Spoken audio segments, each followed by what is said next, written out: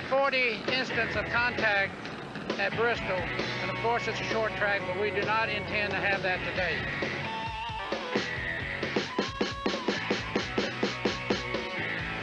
Let's see what happens on the last lap. Again, it is Davey Allison. Oh, Sterling Marlin spins off of corner number 2. Sterling Marlin spins down the backstretch. There you can see Sterling, who is not happy with the situation that developed there on the last lap out of the second corner. He's going down to try to have a word with Ricky Rudd. That's not very smart, Sterling. Let's see what happens on the final lap of the race. Here comes the field down for the white flag. 1 more to go. Rudd is inside of Dale Earnhardt as they go into turn number 1, and both of them spin. And Jeff Bodine takes the lead. The short track season, it's the most volatile time of the year.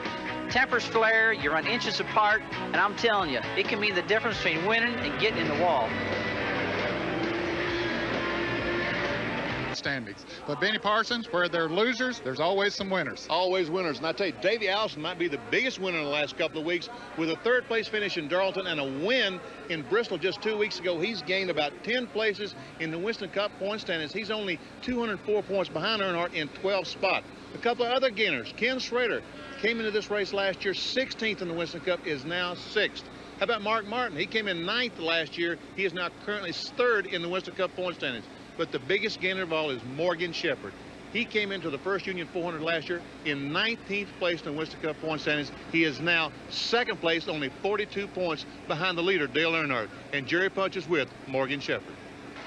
Well, Benny Parsons, it has been a dream season for Morgan Shepherd and Bud Moore, who teamed up late last fall to run 1990 together. They have not finished out of the top 10 thus far, and we are 3 months into the 1990 season, and they are only 42 points out of the Winston Cup lead behind Dale Earnhardt. But what has been a dream year has really turned into a nightmare of a week for Morgan Shepherd. Earlier this week, Morgan said you got some serious back pain. How'd that happen?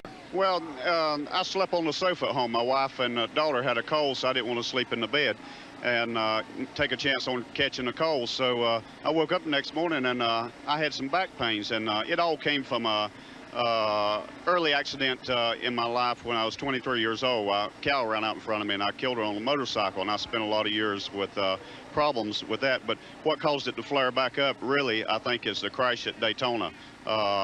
I crashed a Busch car in practice, and I broke a rib and tore some ligaments loose in my chest, and I think it just kind of loosened things up. Now, apparently, we're told now, you didn't tell anyone in Daytona, but he had no use of his right arm at all, had to shift with the left arm, and I guess the left arm, even late in the race, there was a problem. It sure was. I drove the whole race with just entirely with my left arm, and then 20 laps to go, I lost use of it, and so I was just barely hanging on to the steering wheel the last 20 laps, and we managed to finish 10th. Well, apparently they had to lift him in and out of the car earlier in the week here at Wilkesboro, but he is walking today and will be in the car hopefully. And the next time he is lifted out will be in Victory Lane. Remember the last time a Ford won here at Wilkesboro? It was a Bud Moore car almost a decade ago, 1980, with Bobby Allison aboard. Now, the newest member of our Speed World team is standing by between a couple of other potent Fords, John Kernan. Well, Jerry Punch, you're exactly right. 2 Fords sitting here on the front row at North Wilkesboro, and that is kind of strange because you see the Fords are not supposed to be that tough here on the short tracks. However, the Ford of Mark Martin has been the toughest car all year long on the short tracks, finishing first at Richmond and then second by a nose 2 weeks ago at Bristol. On the other hand, Jeff Bodine has not finished that well on the short tracks in his Ford, but he is here at his car owner's home track, and if anybody can figure out how to make a car run well here at North Wilkesboro, it is Junior Johnson. So these two guys can stay together this afternoon. I look for them to be very tough at the end of the race. And John, the last time a Junior Johnson Ford won here at North Wilkesboro was this race back in 1967. The winner was Darrell Derringer, and he led all 400 laps. Leader in a GM Goodwrench Chevrolet, car number 3. Going to row number 3, it's Kyle Petty, who won Rockingham in the Peak Antifreeze Pontiac, car number 42. And then outside of that third row will be Ken Schrader from Fenton, Missouri. He's driving the Kodiak Chevrolet, car number 25. Darrell Waltrip will start in 7th position in the Tide Chevrolet, car number 17. And alongside his teammate Ricky Rudd from Chesapeake, Virginia, in the number 5 Levi Garrett Chevrolet. Going to the 5th row now, it's Ernie Irvin from Modesto, California in the number 4 Kodakville Oldsmobile. And outside will be Alan Kowicki from Greenfield, Wisconsin in the number 7 Xerox Antifreeze Ford. Rick Wilson will start in 11th position. He's in the number 75 Dinner Bell Foods Oldsmobile, and outside that row will be Terry Labonte in the number 1 Skoal Oldsmobile. Starting in 13th position will be Bill Elliott in the number 9 Coors Melling Ford. 14th starting position goes to Sterling Marlin from Columbia, Tennessee, the 94 Sunoco Oldsmobile. Jimmy Spencer will start inside of row number 8. Car 57, the Heinz 57 Pontiac, and then Dale Jarrett in the number 21 Citgo Ford. Dale from Conover, North Carolina. And we take a look now at the rest of the starting lineup as the field is on the backstretch in the warm-up laps that will precede the green flag and the start of 400 laps of competition here at North Wilkesboro. There you see Kenny Wallace in car number 36. He's making his first Winston Cup start here this afternoon, and the two there in row 16, Bobby Hillen and Mike Alexander, had to get into the field through provisionals. Bob, we have 3 in-car cameras this afternoon. We're looking at the Phillips 66 Trop Arctic car that Dick Trickle will start in 3rd place, and his best qualifying effort ever in Winston Cup competition. We have a camera that will look directly outside the car. Then here is the side cam that's also mounted on Dick Trickle's car. And look at this shot. This is going to give us some tremendous shots. That's the face cam, and we'll be showing Dick Trickle as he maneuvers this 5/8 mile racetrack here this afternoon. We also have an in-car camera in the number 11 car of Jeff Bodine that will be starting outside of the front row, and also in the number 33 Skoal Bandit Oldsmobile driven by Harry Gant. So actually we've got more cameras in cars this afternoon than we do outside the racetrack. There is the bumper cam that will be on Harry Gant's car. The field is moving through the 3rd and 4th turns now here at North Wilkesboro. It's a sellout crowd. Beautiful weather here in the Brushy Mountains. The pace car pulls off. Felix Sabates will be waving the green flag to begin this first Union 400, and there it is. The race is on.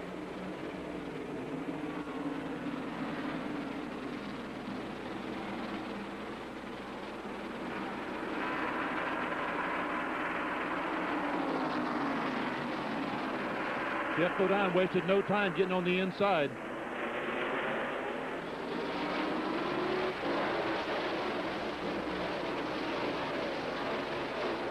Mark Martin leading this field. He leads lap number 1. Behind is Jeff Bodine. Then comes Dale Earnhardt. Ken Schrader in a battle for 4th position between Schrader and the 66 car on the inside. There it is from the side cam. Look how close they are. Dick Trickle and Ken Schrader in 25. Let's see if that paint's going to last another corner. The Schrader moves up not too close to Dick Trickle. They're probably 4 or 5 inches apart. This is the best battle on the racetrack for 4th position. Trickle now gets a half car length advantage on Ken Schrader. He works the inside of the track. Coming off the 4th corner once again, and Dick Trickle now has secured that 4th position. I think early in the race, the inside position will be, the inside groove will be the best place to be on the racetrack. There's Kyle Petty in car number 42 trailing as we look out the back glass of the Trop Arctic Pontiac driven by Dick Trickle. Looking back to Ken Schrader and Kyle Petty and Darrell Waltrip and Ricky Rudd.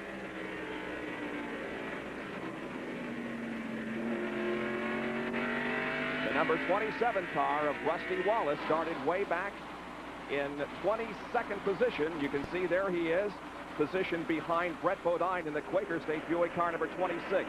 So Rusty Wallace, the defending Winston Cup champion, is trying to work his way through the field, and he is already up to 15th. So he has picked up several positions here just in the first few laps. Bob, he looks like the car is running awfully well. He's, as Jimmy Spencer passes him on the outside, but he was trying to get by Brett Bodine in the 26 car, which opened the door for Spencer. And now he's got problems on the outside. The Dinner Bell car of Rick Wilson trying to go by on the outside. Side-by-side racing here for 15th position. Rick Wilson, number 75, and Rusty Wallace in 27. And now we see a battle between the 42 car of Kyle Petty and the 25 car of Ken Schrader, and this is for 5th position. Now remember, they're running radial tires here, and Kyle Petty did such a brilliant job at Rockingham in that peak antifreeze Pontiac, so he knows, he has tested the radial tires quite a bit, so he knows how to make it work. That 17 car of Darrell Waltrip was the fastest in the final practice period yesterday afternoon, and second quick in that final practice was Dale Jarrett. So those cars obviously are set up for the race well, and we'll be watching them. Waltrip now beginning to, there's the 3 Rick Hendry cars running right there together. The 25 of Schrader, the 17 of Waltrip, and the 5 of Ricky Rudd. And a spin over in turn number 2. couple of cars involved, including Rick Mast in number 2 and the number 20 car of rookie contender Rob Moroso, but all cars are still moving. A lot of smoke coming from the Rob Moroso car, so obviously some sheet metal rubbing against the tire, and that car may have some serious mechanical problems. He will be coming in. That's an oil problem. He's broken an oil line or something on that left front of the automobile. So it's our first yellow of the afternoon. It comes on lap number 19. We're at North Wilkesboro, North Carolina, and we'll be back right after this.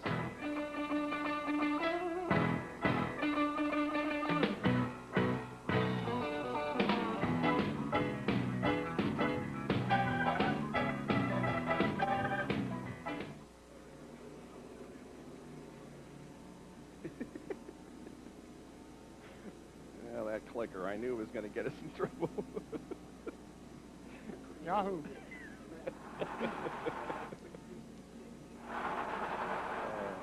Oh, baby, oh, baby. Mast is kind of banged up, too, isn't he? Yeah, he's the guy that hit his left front. They're taking Moroso to the garage, I believe. Yep. Yeah, you guys in the pit reporters are going to the garage with Moroso.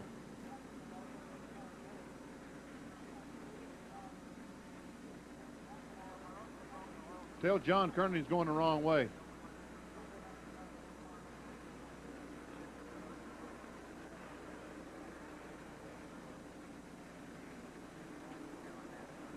Okay.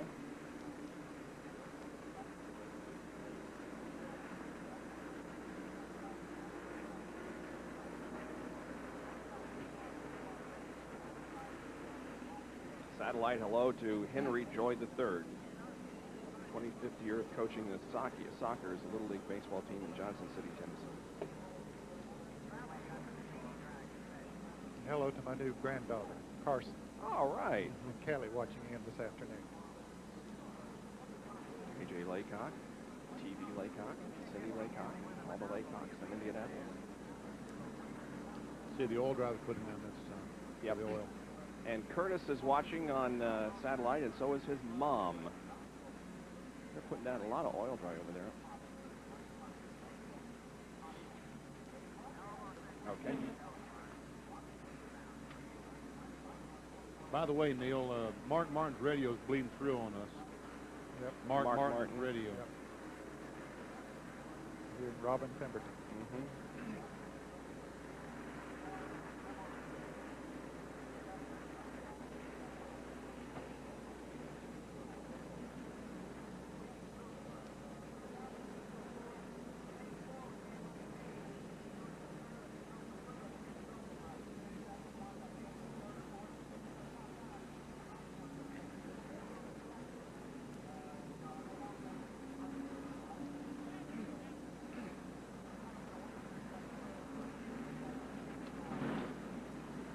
Okay.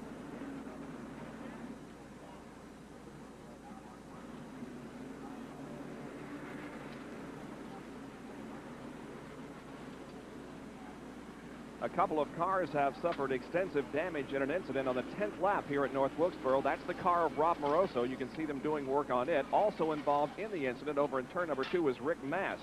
In number 2, the Raven Boats Pontiac. Now let's take a look at what happened over there in turn number 2 from the in-car camera carried by Harry Gant. Well, he's following Richard Petty into the turn, and you can see a couple of cars up in front sort of getting together. There's Rob Moroso. Richard Petty comes down on the inside and taps Moroso. Petty's car almost goes up over the front end of Rob Moroso's car, almost on the side. And Harry did a fine job diving to the inside to avoid that. Let's look at it in real time now. Now they're entering turn number 1.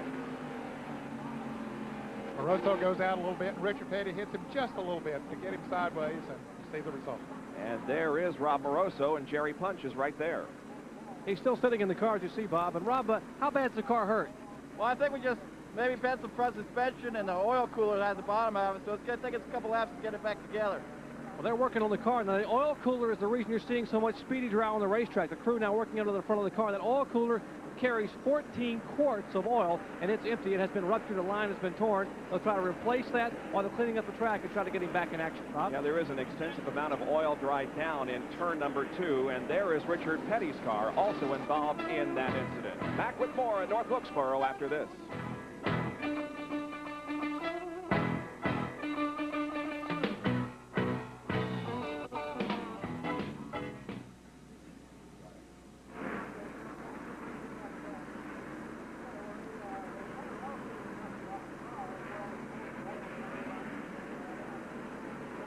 We are just about to go back to green flag racing after a two-car crash, actually a three-car crash over in turn number 2. Rick Mast, Rob Moroso, and Richard Petty involved.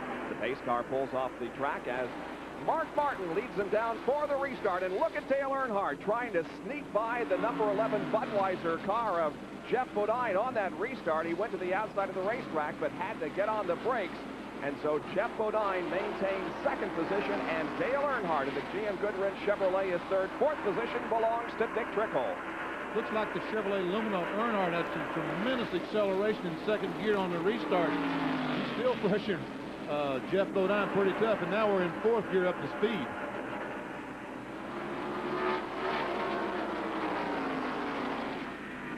Watching from Dick Trickle's car. First three just ahead of him. He runs in fourth spot.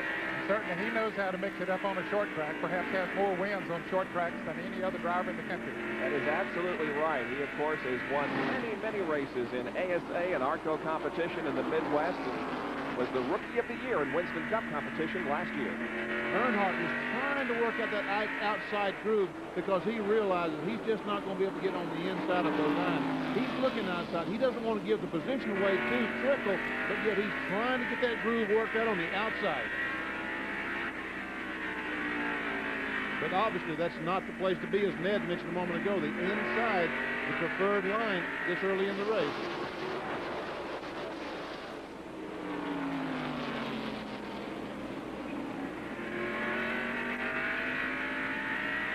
Good nose-to-tail racing. First four cars right together on the racetrack. Tell you what, Dick Trickle is doing a heck of a job in Cale's car. He looks inside Earnhardt, trying to get inside going down in turn 1. Meanwhile, he has his hands full with the number 42 car of Kyle Petty, as now becomes a 5-car battle for the race. Mark Martin has lengthened his lead just a little bit over second place Geoff Bodine. This side cam now in Dick Trickle's car. Earnhardt really wants to go up on that outside, but he just can't quite muster enough either nerve or speed. I don't know which it is. I think it's a combination of both, man. How close they come to the wall. They dive now into turn number 3. Trickle once again looking to the inside of Dale Earnhardt off the fourth corner. Geoff Bodine, that's how he sees the battle behind him. Earnhardt, Trickle, Kyle Petty. You know, they call Dale Earnhardt the Intimidator, and it's no wonder why. Look at that shot. That big black Chevrolet right on your rear bumper. I would imagine Dick Trickle's done quite a bit of intimidating over the years, too, on the short track guys around the country.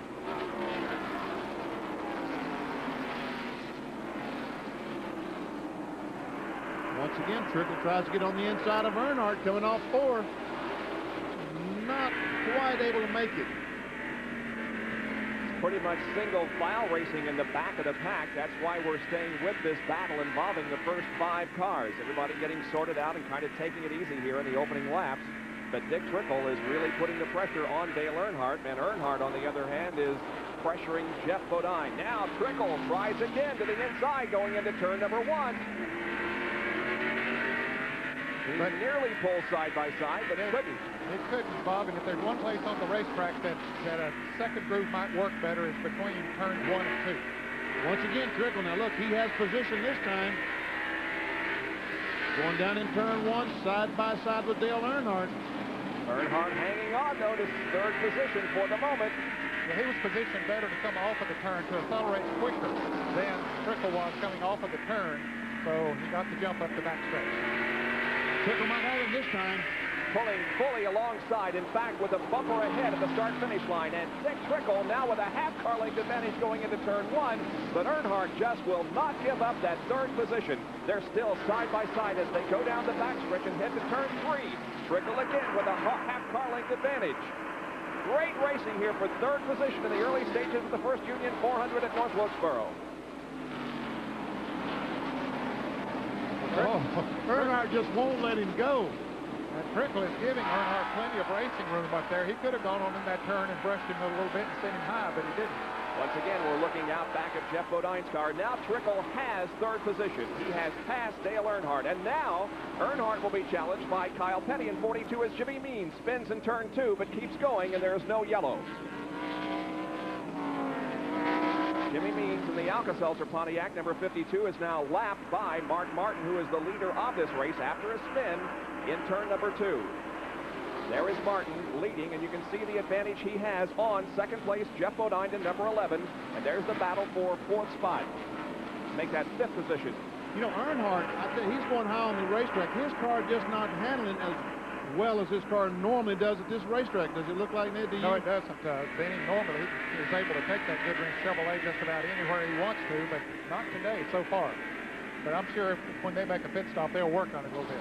And the number 7 car of Alan Kulwicki and the 21 car of Dale Jarrett are in a heated battle for position. Back in the pack. Brett Bodine in the 26 trying to move around. Ernie Irvan in the car number 4.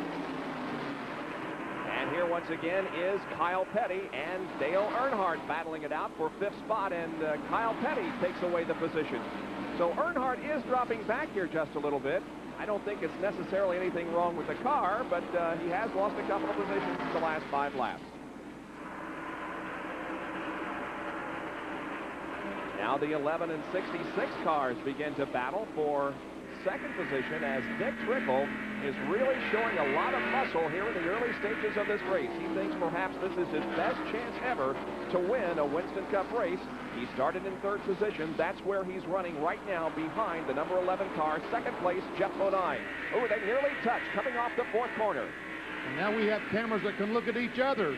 Just swing Jeff's car camera over, look at Dick Trickle as he goes by. He has position on Bodine. They're side by side. And Trickle is going to go into second position as they enter turn number 3. Dick Trickle from Wisconsin Rapids, Wisconsin is in second position now. And ahead about a half a straightaway is Mark Martin, the leader of this race. The 17 car of Darrell Waltrip and the 25 of Ken Schrader. Here the Hendrick cars once again. They've been running nose to tail for the last several laps, except now Darrell Waltrip has been able to pass Ken Schrader. Well, Jerry Punch is with a member of Dale Earnhardt's crew, Richard Childress. He's been falling back a couple of positions here in the most recent laps. Jerry, what's the story? Well, they've been doing a little bit of figuring here in the pits, and it's quite noisy as you hear. Richard, what's the problem? The car not running real well right now. Well, that's the tires we qualified with, and that set of tires were pretty loose, so we're hoping when we change tires, put a little wedge in the car, we'll be all right when he comes back. Did the weather have a factor on how well the car's running? A lot of guys are loose right now. Yeah, I think the weather's the biggest, is a whole difference. It rained a little last night, plus the sun's out now, and it wasn't just the evening. A lot of people are going to make some major adjustments when they get that first pit stop here under caution. Bob? All right, Dale Earnhardt, there you see he has 3 wins here at North Wilkesboro. He has fallen back to 6th position at the moment, however. The lead continues to be held by Mark Martin in car number 6. Second position is the 66 car of Dick Trickle.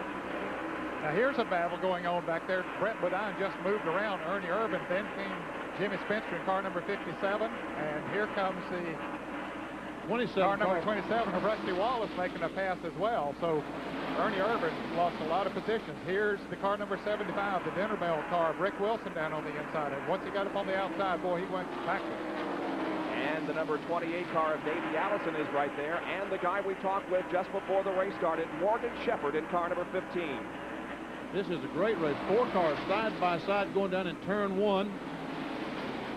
Rick Wilson trying desperately to get by Ernie. Can't make the pass. They're still side by side.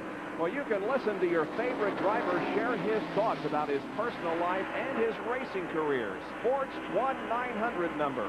Now we have 5 drivers and 1 car owner participating. Bill Elliott, Rusty Wallace, Dale Earnhardt, Junior Johnson, Darrell Waltrip. The phone number is 1-900-226-1000. It costs $1.95 for the first minute and then $1 for each additional minute. 1-900-226-1000. You can hear your favorite driver share his thoughts about his personal life and his racing career. While you were talking about that, Davey Allison made a very, very impressive move. He passed 2 cars in 1 corner. Now Morgan Shepherd has been able to get by Rick Wilson. Here comes Bill Elliott. The red and white number 9, that's Bill Elliott, and Michael Waltrip, the blue and yellow number 30, alongside the 4 of Ernie Irvin. And then comes Richard Petty, Harry Gant, Dave Marcus.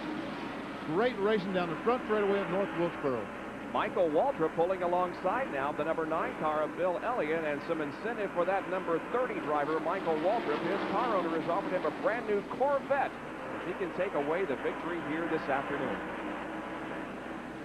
Well, it's neat these incentives these car owners are giving drivers nowadays. I didn't have that when I was driving race cars. How about you, Denny? No, they're going to give me a free meal if I want. Now Michael Waltrip has completed the pass on Bill Elliott.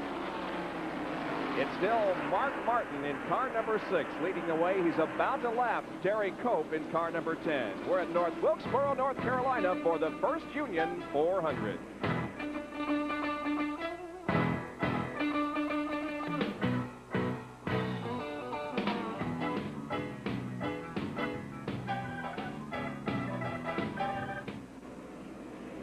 Ron, turn down the programming in my headset even more. It's terrible.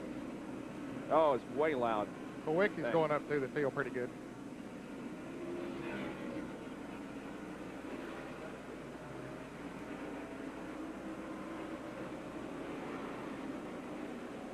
Welcome back to North Wilkesboro, North Carolina, and the First Union 400 Winston Cup race. Mark Martin from Batesville, Arkansas, in the Folgers Ford car number 6 is leading the race at the moment. In second position, there he is, number 66, Dick Trickle. Here comes the battle for third position. That is the number 42 of Kyle Petty, and also the number 11 car of Jeff Bodine, as they slug it out for that third position. Bodine's car is not working to his liking either. He's still running good, but I think he had hoped to be able to stay right up there with Mark Martin, but he's dropping back a little. Talk about incentives. Michael Waltrip can win a Corvette. Jeff Bodine can pick up $30,400 today because he won the pole position, the Unocal Challenge. You know, the money put up by Union 76 gasoline people worth $30,400 if the pole winner can win the race today. Which, of course, is Mark Martin. And I could probably buy a Corvette. Wouldn't he, Bob? Yeah, probably could. Come close, at least. Darrell Waltrip, meanwhile, is really showing some good strength here in the number 17 car, as now he has caught the number 11 car of Bodine. You're right. Darrell is running 5th, but the third place car, Kyle Petty, just in front of him, just 2 car lengths away. Waltrip has 9 wins here on this racetrack, including 5 in a row in the years 1981 through 1984. Watching from Jeff Bodine's car, ahead is Kyle Petty in third position.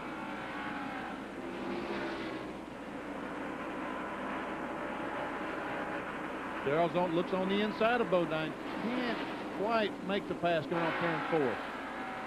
Now here comes Waltrip looking to the inside.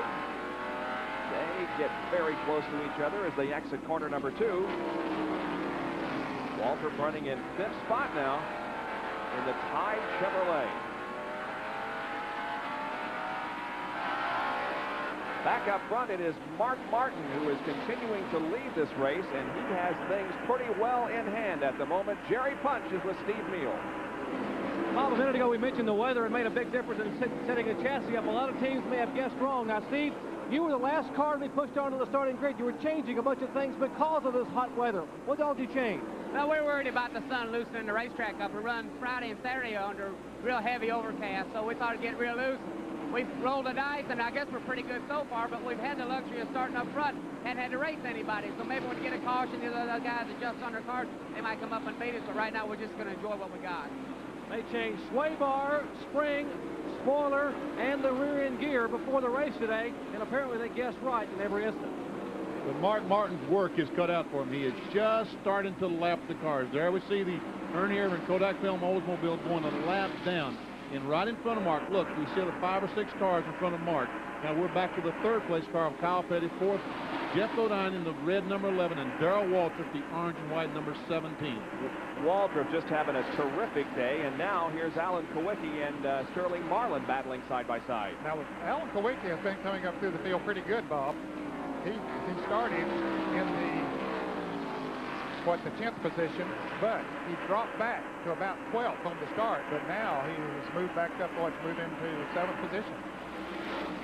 So a good run for Alan Kulwicki, one of those that we mentioned at the top of the show that has not had a very good season in 1990, trying to turn things around here at North Wilkesboro. Here are Ricky Rudd and Ken Schrader side by side, and now here comes the 15 of Morgan Shepherd. There's some more cars that have had some good runs. Morgan Shepherd started back past 20. Rusty Wallace and Davey Allison started in the back of the pack. They're making their way towards the front. 25 cars are currently running on the lead lap of the 32 that began the first Union 400 about 20 minutes ago. That was impressive what Morgan Shepherd did coming off the second corner. Just pulled up on the inside of Rick. And look, Rudd might have a problem because he is off the pace. Indeed, Rusty Wallace passes him and Ken Schrader. I don't know what happened there, but I believe it's just a matter of him not being able to get traction coming off the turns. Well, Davey Allison goes by. Davey Allison moving to the inside and passing Rudd in car number 5. Here comes Schrader in the 25, and Michael Waltrip joins the battle in number 30. Rudd's car just won't stay down on the low side of the racetrack, and especially coming off the turn, you can see it slip up high, just not getting traction. Michael Waltrip making a pass on the outside of Kenny Schrader. That's the first time we've seen that done all day. Yep. Good run for Michael Waltrip, and now the leader is in heavy traffic as he sneaks up on the number 33 car of Harry Gant. There's the bumper cam on Gant's car. Gant is currently running in 22nd position, and Mark Martin is trying to put him a lap down. Now this traffic that he's running into now is going to be tougher to pass than some of those that he has caught earlier, even though he has the advantage of the passing flag when he gets to the start-finish line. The 75 car of Rick Wilson goes a lap down. The yellow car on the right. Let's go to Jerry Punch with an update on Ricky Rudd. Well, gentlemen, you guessed exactly correct, Ed Jarrett. Rudd's problem is what a lot of drivers are fighting right now, including Dale Earnhardt and a few others. A very, very loose race car. The weather, the sun today has created a problem for him. I just spoke with crew chief Waddell Wilson and said, hey, we get a pit stop, we'll be okay. But right now, Rudd's got to bide his time and really tiptoe into the corners here and not spin the car out. But he can't afford to bide his time too long, Jerry, because Mark Martin's coming up not too far behind him. He'll go a lap down in another 15 or so laps if he can't pick up the speed a little bit. The number 11 and the number 17 cars are in a battle for position. Now this is for 4th place. I'm very impressed with Darrell Waltrip's move so far in this race. He, as we indicated, was the fastest during the final practice session yesterday afternoon. A lot different weather conditions then than now, but nevertheless, Waltrip is having one of his best runs of the year. And especially on radial tires.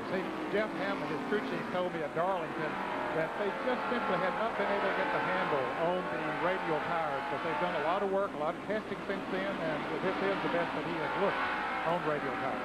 You know, the strange thing is last year in North Wilkesboro, this very event was the first time that Goodyear used the radial tire. Darrell Waltrip lost a cylinder early on, but was still the fastest car here on 7 cylinders with radial tires. It looked like the radials was going to play right into his hands, but he, as Ned said, he's had a lot of trouble this year trying to get him going. But he's on the inside of Bodine now. Looks like he's got things well in hand. He's looking for 4th position. Great shot from Jeff Bodine's in-car camera as he's got a stripe on Darrell Waltrip's car. There you can see DW working the wheel coming off the 4th corner, still looking for 4th spot. He's got it at the line. Darrell Waltrip goes to 4th position, and Jeff Bodine drops back to 5th. Jerry Punch is with Jeff Hammond, the crew chief, on Darrell's car. Well, Jeffrey's talking to Darrell right now. Jeff, we're just talking upstairs. You guys have been working to try to get the handle on the radials, and apparently after this last session yesterday and what you're doing right now, you found the handle. Well, right now, Jerry, it's real early in the race to really say. You know, Mark Martin is really looking strong out front, and we're having to kind of work our way through traffic. But right now, everything seems to be going pretty well. Just, you know, it's, like I say, so early in the race, the car seems to be working real well. We don't have to make very many adjustments to pick up enough speed to run with Mark. I think we're going to be in pretty good shape. A veteran crew chief, Jeff Hammond, and a veteran driver, they predicted what was going to happen with the weather and the radial tires, and they predicted correctly. They may have hit on the right combination. Darrell Waltrip at number 17 runs 4th in the first Union 400. The leader is Mark Martin in car number 6. Dick Trickle is second, followed by Kyle Petty, then Waltrip, then Bodine. Back after these messages.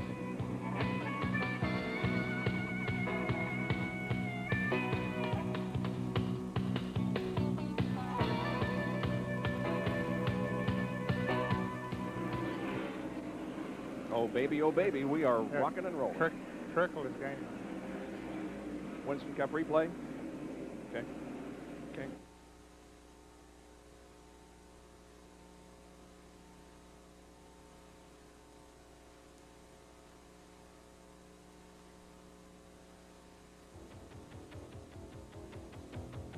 Winston Cup replays are brought to you by Purolator, the world's largest filter company. Race 7 of the 1989 season at North Wilkesboro marked the debut of the new Goodyear radials. Rusty Wallace started from the pole on Hoosiers, while Dale Earnhardt was on the Goodyear. A tangle in turn 4 between Brett Bodine and Michael Waltrip seemed harmless. Then Rick Wilson, running without brakes, barreled into Waltrip's stopped car. There were typical short track skirmishes here between Jeff Bodine and Alan Kowicki. Then Dale Earnhardt and Ricky Rudd swapped some paint. Phil Elliott tapped Rookie of the Year hopeful Dick Trickle into a slide. Earnhardt rolled on the radials for his first win of '89 and jumped from 4th to 1st in Winston Cup points. And that's where Dale Earnhardt is currently in the Winston Cup points. First, however, on the racetrack right now, he is running 6th. Morgan Shepherd, second in Winston Cup points, is 11th. Mark Martin is the leader of this race. He's 3rd in Winston Cup points. Kyle Petty is running 3rd, and Jeff Bodine is running in 5th position, and he's 5th in the Winston Cup points. There is Mark Martin. He has just put a lap on Dale Jarrett in car number 21, and now there are 16 cars on the lead lap. And the next car that Mark Martin's going to be looking at is the 57 car of Jimmy Spencer, the Heinz 57 Pontiac. But he's about a straightaway ahead of Mark. Maybe he can save that lap. The first car that we've seen come into the pits was Rick Wilson. He just made a pit stop for a change of right side tires on the Denver car. Brett Bodine nearly spins it as he's tapped by Morgan Shepherd in car number 15. That's Derek Cope in the number 10 car, running a slower pace to the inside of the track. Davey Allison right behind Morgan Shepherd. Let's go down to John Kernan, who's with Donnie Wingo in Morgan Shepherd's car. Thank you very much. Thank you very much, Bob. Donnie Wingo, the car has got to be running great. You moved up about 10 positions already early on in the race. I guess you hit the setup, made the right guess on this track. Yeah, we kind of got the car set up for a long run. We figured there wouldn't be too many cautions in the early going. Right now, we're just trying to keep Mark behind us and stay in the lead lap. Alan backfield. He's a lot better this morning. He seems to be okay. He says he's fine. Well, it looks like Morgan Shepherd is on the move again. Back to the guy. Well, I tell you, John, while you were doing that interview, Morgan almost lost it. He and Brett Bodine are just slugging it out there on the racetrack. Brett tapped him coming off the second corner, and boy, Morgan did all he could to save it from spinning, and another encounter between the two coming off the fourth corner. Yeah, they were going at it a little bit. When Morgan was behind Brett, they had a couple of taps, and I guess Brett said, well, I can play that game too. But now Morgan's far enough out in front of him, I don't think he has to worry about it. Let's replay that and show you some of this tight short track action. Here is Bodine on the inside. And he gives Morgan a little tap, gets him completely crossways. I'll tell you, Morgan Shepherd did a whale of a job of hanging on to that car and not spinning it out. I tell you what, if his back wasn't hurting, he had a heart attack right there because he just about spun that automobile. And now Michael Waltrip, at number 30, moves in on the inside to challenge Brett Bodine.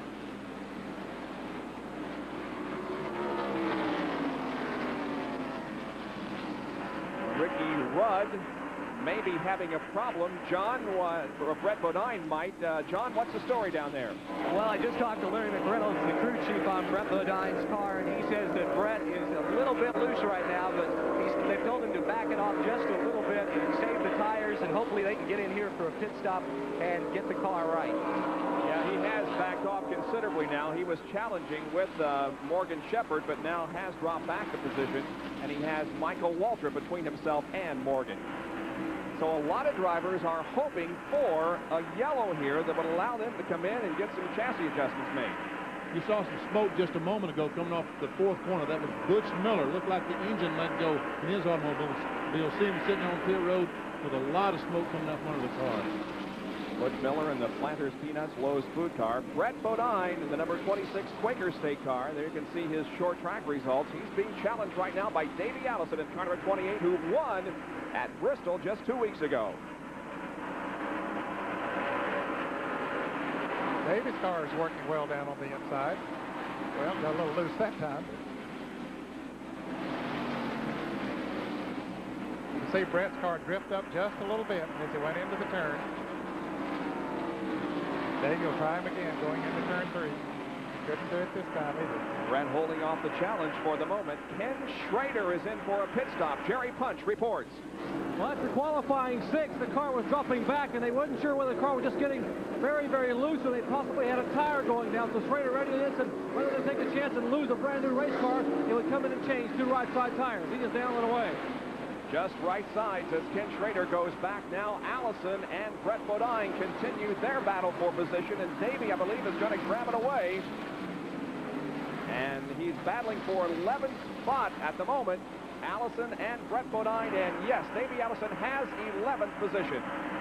And now Rusty Wallace has his hands full with the number 1 car of Terry Labonte. That's on the right side of your screen there. Now this yellow car, the number 75 of Rick Wilson, has made a pit stop. He has on pressure tires, and you can see how much of a difference it makes.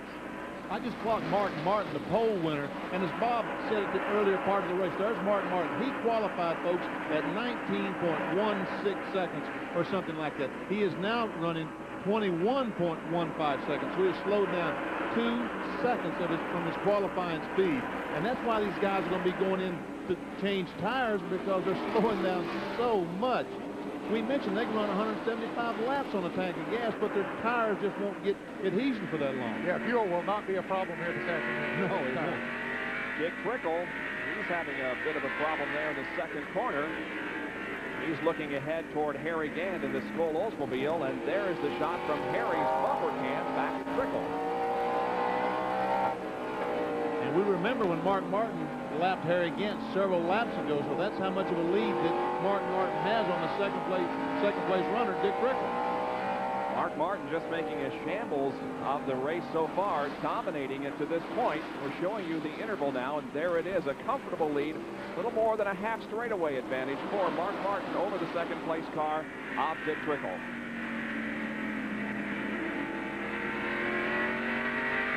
Meanwhile, Dale Earnhardt keeps drifting back. He's up on the high side.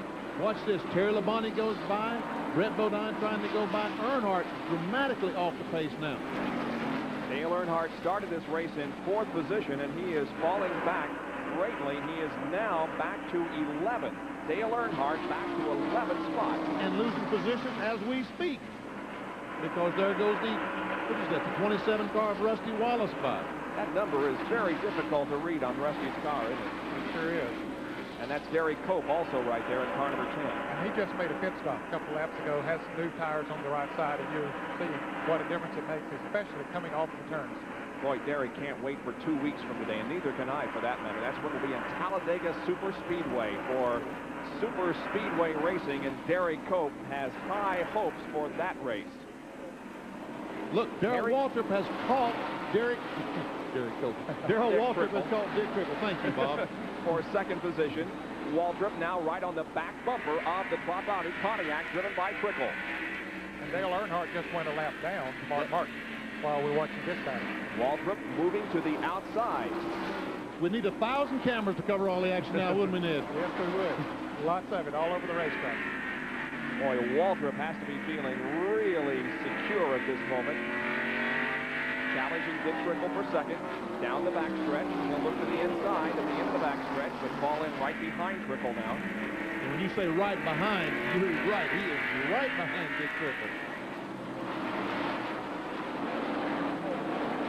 And there's trouble up in turn 4. Dale Jarrett spinning in the 4th corner, number 21. And the caution is out. The caution is out. The much-needed caution flag is out. This is what the drivers have been waiting on. Dale looped it down in the 4th corner, didn't hit anything, kept going, but it does bring out our second caution flag of the day. And Dale Earnhardt was just lapped 1 lap ago. And the next car to be lapped was Rusty Wallace. He saved being a lap down, but Dale Earnhardt a lap down. Business is going to pick up now, folks. Ooh, watch pit road. It's going to be zoo. We're already a fourth of the way through this race. 100 laps have been completed. 13 cars are on the lead lap, and as Benny said, 13th position at the moment belonging to Rusty Wallace, and the pace car has picked up the field, and that means that pit road is open. And watch the flurry of activity as here they come. This is the crew cam being held by the guy that holds the stop and go sign, the NASCAR official at the end of pit road. This should give us some great shots as the cars move out of the pit area. You can see how busy it's becoming. Jerry Punch is in Mark Martin's pit. They are scampering around the Folgers Ford here. It'll be a 4-tire change. A lot of people were really excited about seeing this yellow flag come out, and they are making an adjustment on the chassis in the Mark Martin car. Let's check in with John Kernan. John? Well, we're down here. Brett Bodine's crew is going busy to work on the right side. They've got the tires on, tightening up the lug nuts, now coming around to the left side. Tires coming up, and they're going for a 4-tire change. Michael Waltrip also a 4-tire change, and Morgan Shepherd in the pit behind a 4-tire change. Morgan Shepherd beat Waltrip and Brett Bodine out. Brett, just a little bit of trouble. He was boxed in just a little bit by Michael Waltrip. That kept him from getting out fast. And now down to Jerry Punch at Labonte's pit. Terry Labonte is running to get his car out. There was a lot of cars that got boxed in here on pit road, and it cost the people some valuable time. Alan Kowicki was one of them, but everyone has been in and out with a 4-tire change, so it should be a totally different picture when they go back to the green. Oh, I tell you what, pit road is really cramped down there. A lot of short tracks, you'll see pits on the front stretch and the back stretch. Here at North Wilkesboro, all 32 of them are here on the front stretch, and they go all the way from the middle of turn 33 to the middle of turn number 1. Let's go back down to the pits. Richard Petty, you're talking about how crowded pit lane is here, Bob. Richard came in, he was boxed in, coming down the pit lane. He could not get into his pit. He had to leave through all the busyness going on down the pit road, come around, make another lap, and now Richard has come in and finally taken on 4 tires, and he's away. He has some body damage there on the right front corner of that car, sustained in the earlier yellow flag that we had. We're under yellow for the second time this afternoon because of a spin down between turns 3 and 4 involving Dale Jarrett. Back in a moment.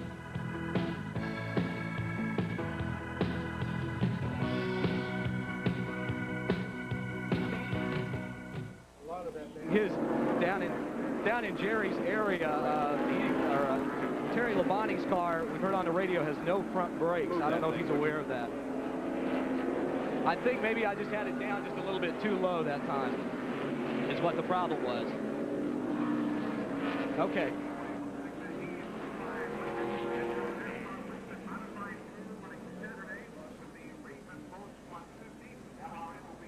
Dun dun dun dun dun dun. Okay. Dun-dun.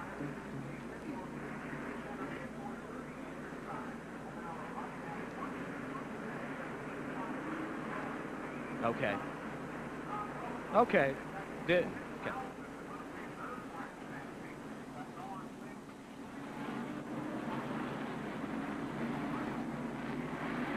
Getting set to go back to green after our second caution of the day from North Wilkesboro Speedway. The green flag is out on lap 105. We're back to racing, and Dale Earnhardt in car number 3 is trying to get his lap back.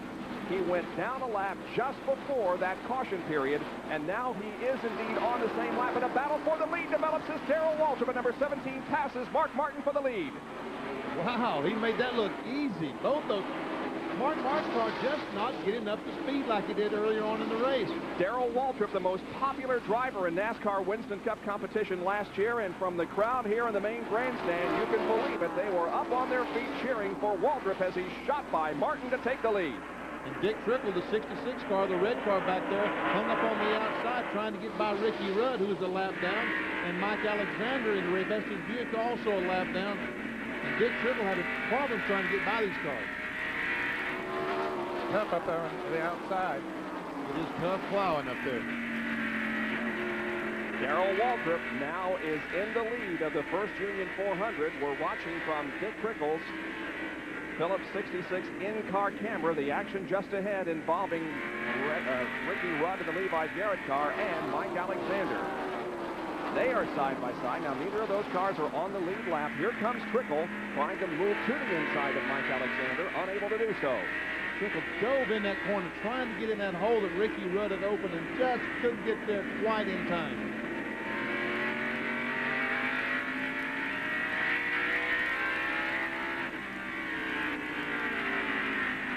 Mark Martin just not able to catch. Ricky Rudd trying to get by Mark Martin. I don't think Martin is running nearly as well as he was before that pit stop. Let's take a look at Darrell Waltrip's most recent pit stop. Our Big A Auto Parts pit stop performance report showed it took the driver 14.7 seconds to slow down and speed up. The crew, it took 20.2 seconds to change the tires and refuel the car for a total of 34.9 seconds total time for Darrell Waltrip. What did that mean in terms of track position? Well, he came in third, and he came out of the pits in first position. Battle for second position now, beginning to heat up just a little bit. Actually, I believe he came out in second, and then he took first right after that, didn't he? There's the number 6 car of Mark Martin and the 66 of Dick Trickle as Trickle closes in on Martin. You know, if we were running Bi-Sply tires, we would say that Mark Martin got a bad tire size, you know, that the stagger's wrong. But the radial tires, it doesn't make any difference. So I can't imagine what kind of problems that Mark might be having now. He's not nearly as fast as he was, though, before that caution period, because he had pulled away from Etrani, and now Waltrip is pulling away from him. Well, maybe if Waltrip had run faster, then he had begun to gain on Mark Martin some, so he has his car dialed in pretty well. Harry Gant, in number 33, has been lapped. Let's go down to Jerry Punch, who's with Robin Pemberton. Well, Robin, Mark is not as quick as he was before the pit stop. Is there a problem? No, there's no problem. We led 100 laps, which is real good for us. We're just taking a conservative approach right now. There's a lot of people trying to get their laps back, and we'd like to finish the race. They're real aggressive right now, may get into trouble. They don't want to use the car up, Bob. Very good point. This is short track competition, and you can get yourself in trouble. Mark Martin taking it easy at the moment, however, remaining in that second position. Darrell Waltrip is the leader, and there is the interval between first and second place as Darrell Waltrip now tries to put a lap on the number 5 car of Ricky Rudd. Well, after coming into the season with such high expectations and getting off to a relatively poor start, Darrell, you ever think about retiring from this game? I can't tell you how annoyed and how angry I get when people say to me, I'm 43 years old, I'm racing against guys out there that are doing a good job that are a lot older than I am, and I'm beating most of the guys that are a lot younger than I am. I don't know where people get the opinion or the impression. If I've left this impression, folks, I want to get it out. I want to tell you right now, I don't go out there and ride around. I don't go out there and play. I don't go out there with one thing in mind, and that's to win. When I'm not running up front, and when I'm not gouging with the best of them, and when I'm not intimidating better than anybody, there's something wrong with that race car. Ain't nothing wrong with Darrell Waltrip. I want to race, I want to win, and I want to run up front more than anybody does. You can believe that. And at 43 years old, I'm going to be around for a while yet, folks, so don't ask me every time you see me, when am I going to quit? I want to win $20 million in 150 races. I just wish he could be a little bit more emphatic. Yeah, I wish where does he really stand? Spoken his mind there. Well, he certainly doesn't look like a driver who is near retirement at the moment. He has taken the number 17 Tide Chevrolet to the front of this field and currently leads the First Union 400. We're at North Wilkesboro, North Carolina Speedway, and we completed 120 of 400 laps.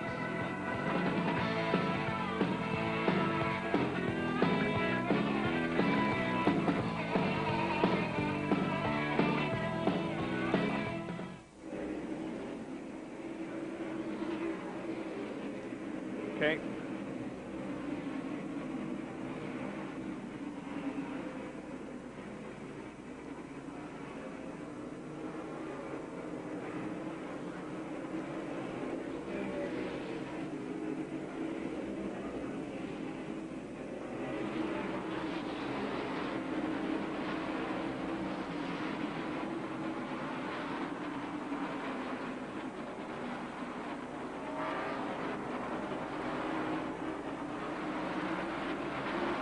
Bob Jenkins, Benny Parson, Ned Jarrett, Dr. Jerry Punch, and John Kernan back at North Wilkesboro, North Carolina Speedway for the First Union 400. Again, you can listen to your favorite driver share his thoughts about his personal life and his racing career by dialing 1-900-226-1000. Our Sports One system, $1.95 for the first minute, $1 for each additional minute.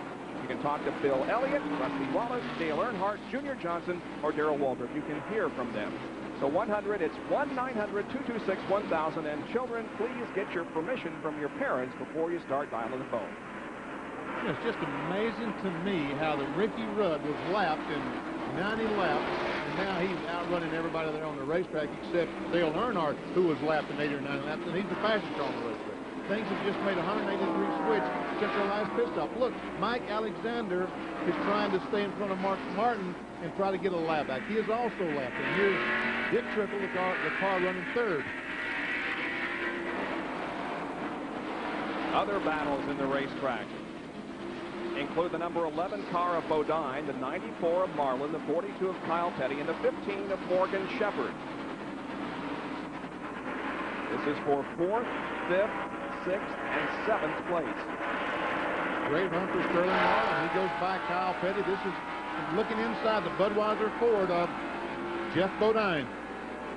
Let's go to John Curtin, who's with Steve Lloyd from, we have a spin here on the main stretch. It's Ken Schrader, and I thought he was going to save it. He did a complete spin around, but at the last moment came in contact with the inside wall here on the front stretch. However, Schrader keeps going. It wasn't hard contact by any means, but it does bring out another caution period, our third of the day. And it's a break for Ricky Rudd and Dale Earnhardt. However, they had passed Darrell Waltrip and well out in front of him, but it puts them right back in the thick of things. It sure does. Both Earnhardt and Ricky Rudd, who had gone laps down, now are back on the lead lap. So caution number 3 comes on lap number 127. It's still Darrell Waltrip leading Mark Martin and Dick Trickle here at North Wilkesboro. We'll be back with more right after this.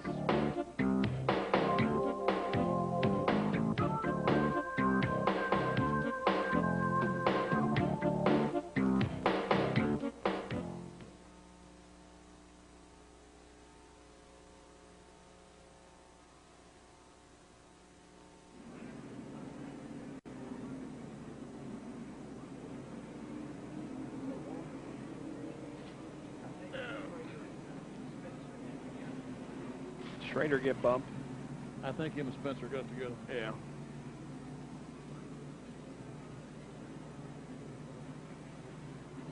Okay. All right.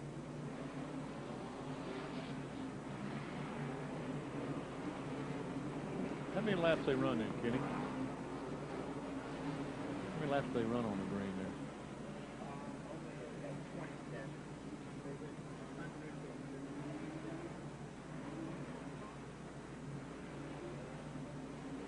Surprised DW didn't pit. Yeah. Those things slowing down 2 seconds a lap.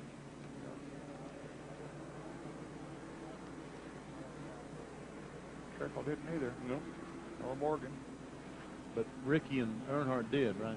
Yeah, of course, they didn't have much to lose. So Yeah, but see what a tremendous advantage that is. I mean, they go from it. Okay.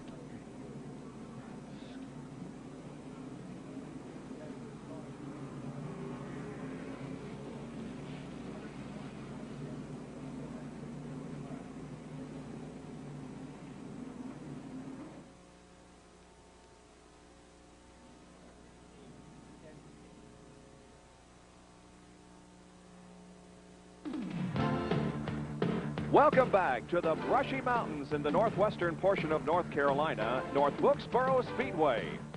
We're covering the First Union 400 Winston Cup race. Our Speed World coverage is being brought to you by the new generation of Oldsmobile. Step into the future now at your Oldsmobile dealer. By Budweiser Beechwood Age for that clean, crisp taste. This Bud's for you. And by BMW Motorcycles, worth the obsession. Here are the top 10 of the end of 129 laps. It's Darrell Waltrip, followed by Dick Trickle, Morgan Shepherd, Alan Kowicki, and Michael Waltrip. Running 6 through 10, Jeff Bodine, Terry Labonte, Rusty Wallace is 8th, Sterling Marlin is 9th, and Mark Martin is in 10th position. We are under our third caution of the day because of an incident here on the main straightaway involving Ken Schrader. And from our speed shot at the start-finish line, we perhaps can see what happened. He's out of shape coming down the front straightaway. That's Jimmy Spencer on the inside. They might have tangled just a little bit as they came off in turn 4, Bob. Schrader slid almost all the way down toward the first turn and bumped the inside wall at the last moment. Now, if the fans wonder why Mark Martin went from 2nd to 10th, he made a pit stop during this caution. Darrell Waltrip and several others did not. Waldrop and Dick Trickle running first and second did not make pit stops. Are you guys surprised that they did not come in for a change of rubber on that stop? Not really, because track position is so doggone important. Not having to race those cars is the main thing, and Darrell Waltrip right now doesn't have to race with the soul. Look how much Dick Trickle, what kind of problems he's having trying to pass Harry Gant. As we're looking at Trickle's car from the bumper cam on Harry Gant's automobile. And Trickle sneaking right up on the back bumper of that Oldsmobile driven by Harry Gant. Trickle in second position. Harry using a slightly higher line than Trickle through the corners.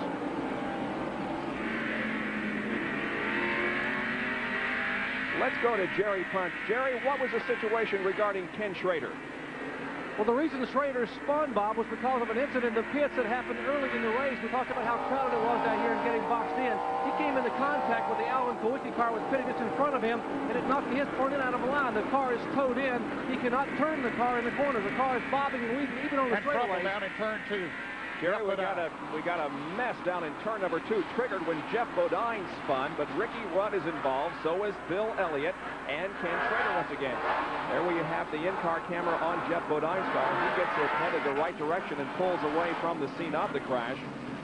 And Bill Elliott is the only one who hasn't gotten refired. His number 9 Coors Milling Ford is still at the bottom of the racetrack in turn number 2.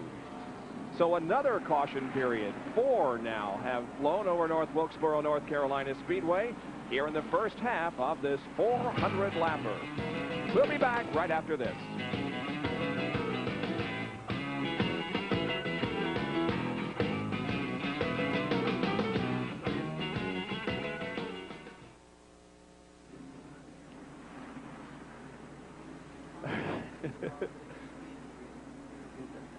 Yeah, he's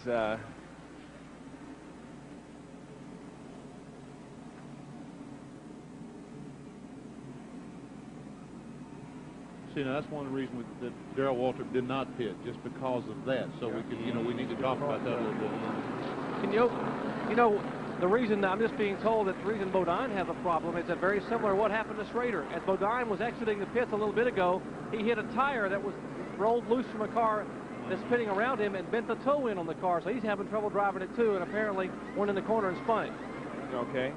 That's what Beecher just told me.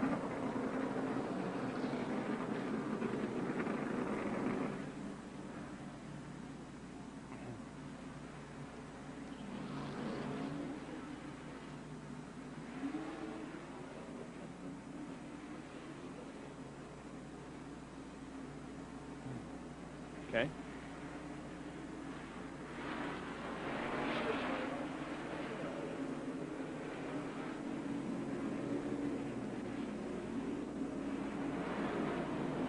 We are under caution, but we'll be going back to green flag racing in just a moment. We will show you the reason why we are under a caution. Now, this is Jeff Bodine, and he's going to spin as the car goes into turn number 1. He's right up on the back bumper of Jimmy Spencer in car number 57, but all of a sudden the back end of the Budweiser Ford just went out from under him, and you can see cars going by on the inside and trying to dodge around. There's Bill Elliott, Ricky Rudd down the yellow car. And here is the way it looked from our vantage point here on the main straightaway. Well, we see why he got the back end went around. Sterling Marlin clipped him as he went into the turn and sent him around. Kyle Petty just barely missing, and there is Bill Elliott and Ricky Rudd spinning to avoid Jeff Bodine. The green flag is out once again. We're back to racing on lap 138. Darrell Waldrop continues to lead. The 66 of Dick Trickle is running second, and Morgan Shepherd is in third spot.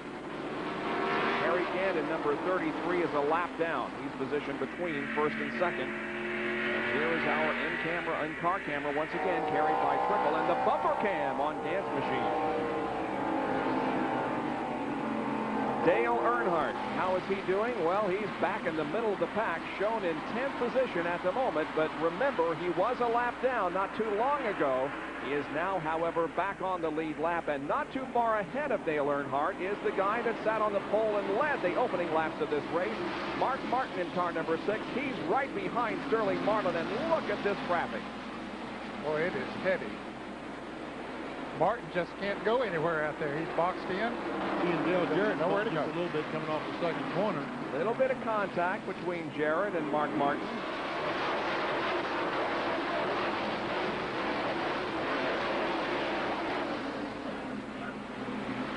Now Earnhardt trying to go to the outside now of Dale Jarrett's car. We've seen a lot of bumping and banging going on out there so far today, but nothing that I would call blatant or intentional by any means. No, nothing intentional at all. There's, you're just getting tight spots out there, and sometimes they bump together.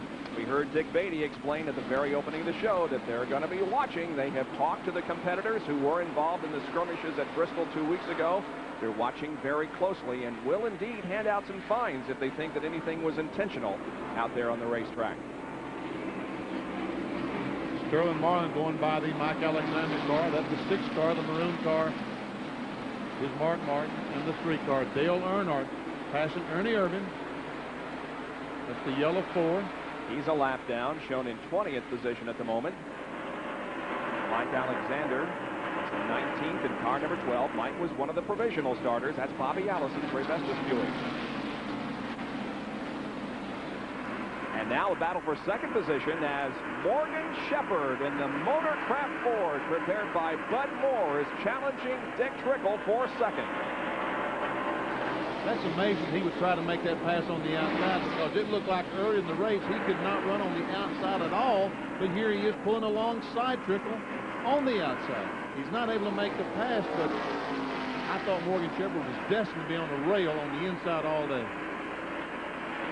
Well, the car seems to be working well for him, Denny, and I expect Bud Moore would be running a higher gear than a lot of the teams out here. And, of course, the higher groove would be a good place to run. If you do have a high gear and the track gets slicker, that high gear will work better for you. Trickle and Morgan Shepherd now being watched by our bumper cam. The 27 car of Rusty Wallace is right behind Alan Kulwicki, and this is for 5th position. Rusty's having a good run today. Yes, he started very far back in the field in 22nd position, but he is having a good run. There is Dale Earnhardt. He's on the inside of Mark Martin going down the back straightaway where the fans jumped up, thought he had passed the pole sitter, but the pole sitter used the 75 car as a pick. Rick Wilson and was able to keep Earnhardt behind him for another lap anyway.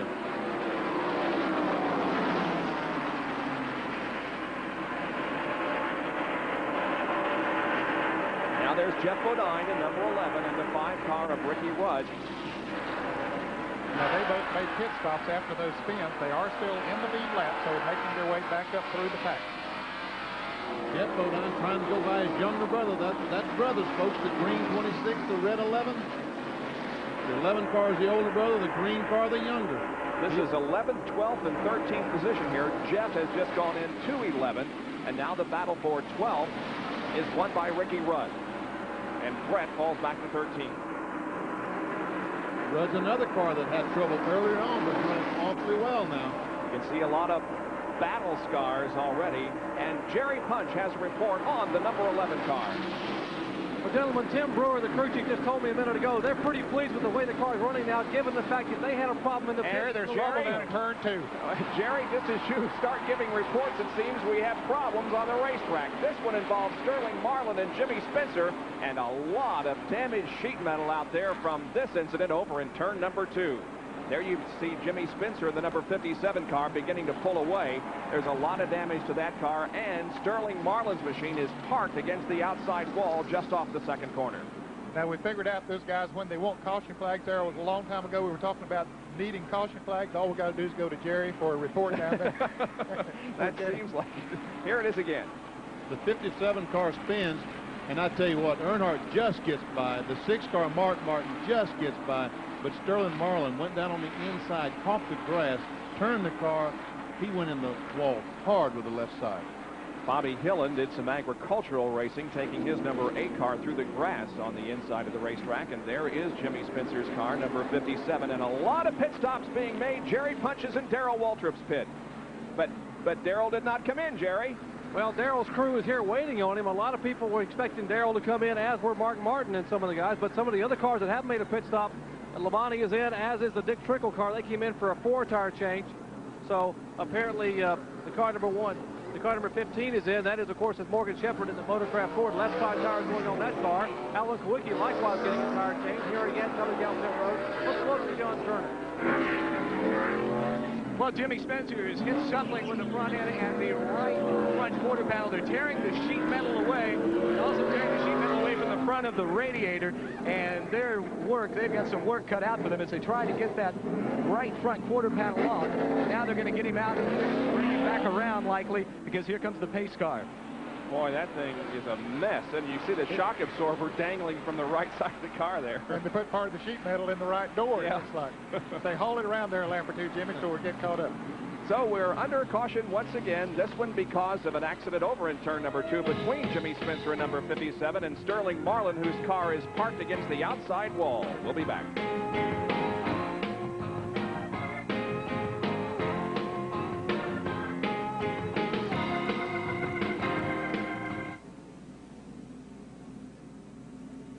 The what? Yeah, well, it forms sheet metal, yeah. They're going to be using some of that next week, yeah. Yeah.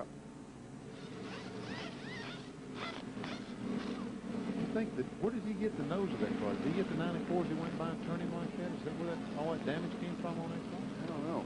Well, the 94 hit him, I think. See, Spencer spun first. I know, but where did he get all the damage from? I think the 94 flipped him when he left. Oh, the 94 hit hit him. behind him. And that's what made the 94 go in the wall? Yeah. Yeah, okay. Yeah. Well, that's Okay. All right.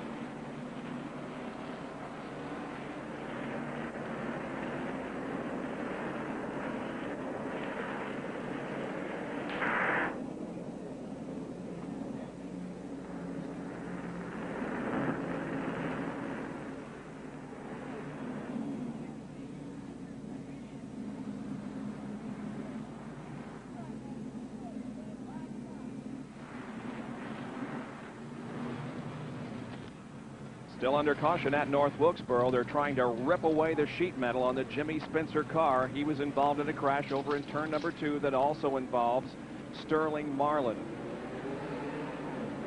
And they have gotten that front part pulled away, but last time they were in, watch this, they were trying to rip that piece away, and Jimmy says, I gotta go, and so the guy just let go of it, and he dragged it all the way around the track. Well, there's going to be a lot of fabricating done in this shop over the next week to form new pieces. Here is an ESPN Track Fact.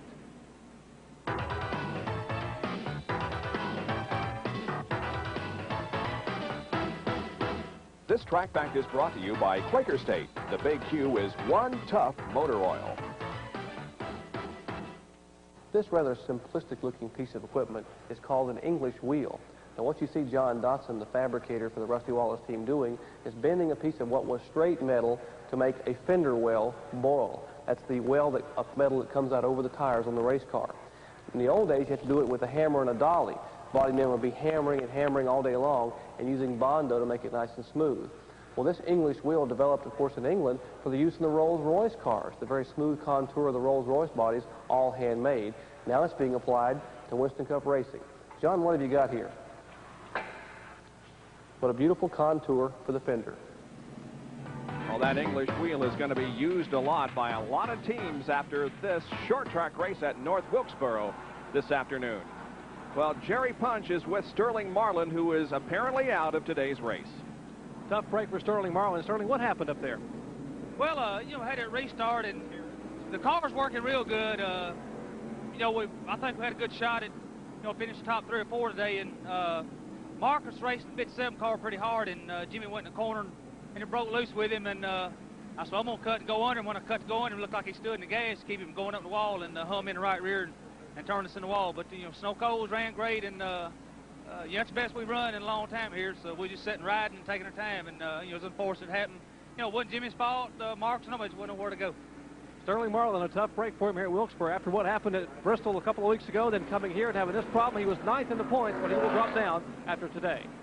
Yeah, it seems like there's one driver every year that just has incredible bad luck, and Sterling Marlin seems to be that driver today. Morgan Shepherd, let's take a look at his Big A Auto Parts pit stop performance took him 16.7 seconds to slow down and speed up. The crew 28.6 seconds for a total time of 45.3, and that was much slower than we have seen several of the crews turn in here so far today, and we see a result of that. He went into the pits on lap 153 in 3rd position, and he came out 10 spots behind that in 13th. So Morgan Shepherd has got some work cut out for him here as we are awaiting the restart of this first Union 400. They're cleaning up the track from Sterling Marlin's car over in turn number 2.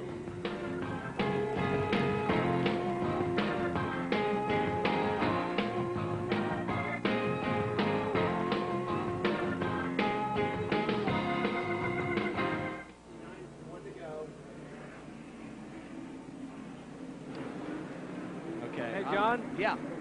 I knew you were went up to Sterling, and I just came on back out here on pit road. I turned around and Sterling walked up behind me and tapped me on the shoulder.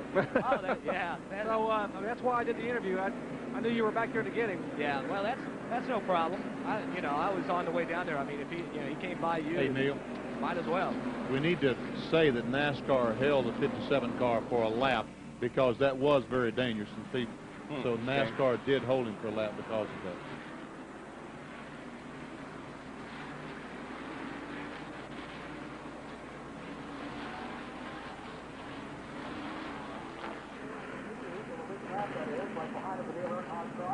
Under beautiful, bright, sunshiny skies in the brushy mountains of North Carolina, the sellout crowd is on its feet as they cheer the restart of the first Union 400. Here we go, back to racing after our 5th caution flag on lap 160. Darrell Waltrip leads this race. Well, I'll tell you, he has to really feel good about the set of tires he has on that race car. He has 2 opportunities during cautions to come in and has not made a pit stop yet. He's passed up both of them. And look who's second. It's the number 3 car, Dale Earnhardt.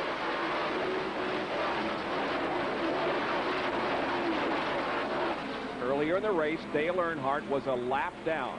Caution flag is out. Indeed it is. There must be a piece of debris on the racetrack. There has been no spin, at least that we are aware of. It is a debris caution. Could have come off of the car of Jimmy Spencer as he was going out as they raced back to the start-finish line. But Darrell Waltrip beats everybody back. The debris...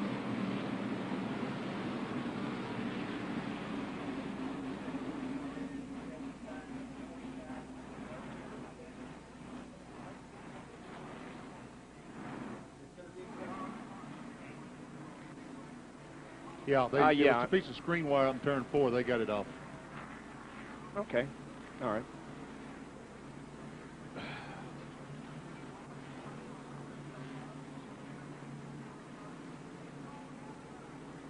Well, I was going to get that in about it could have come off of Jimmy Spencer's car, and the fact that he's held a lap, I thought it'd be a good opportunity. But 1 to go.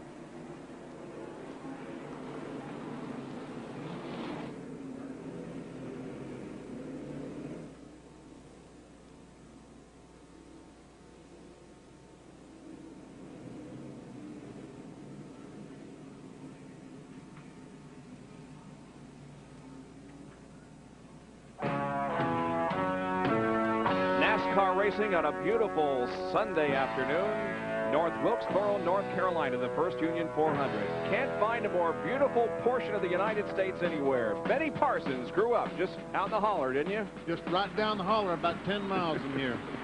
We're about to go back to green here at North Wilkesboro. After our 6th caution period of the day, Dale Earnhardt is going to be in 2nd position behind Darrell Waltrip, who's the leader of the race. Earnhardt was a lap down not too long ago. He's gotten a lap back and now finds himself in 2nd spot. At lap 164, we go back to green. In Earnhardt's tires, he has about 25 less laps than Darrell Waltrip, the leader of the race. That's Waltrip, the orange and white 17. The 3 car, the black car, is Dale Earnhardt.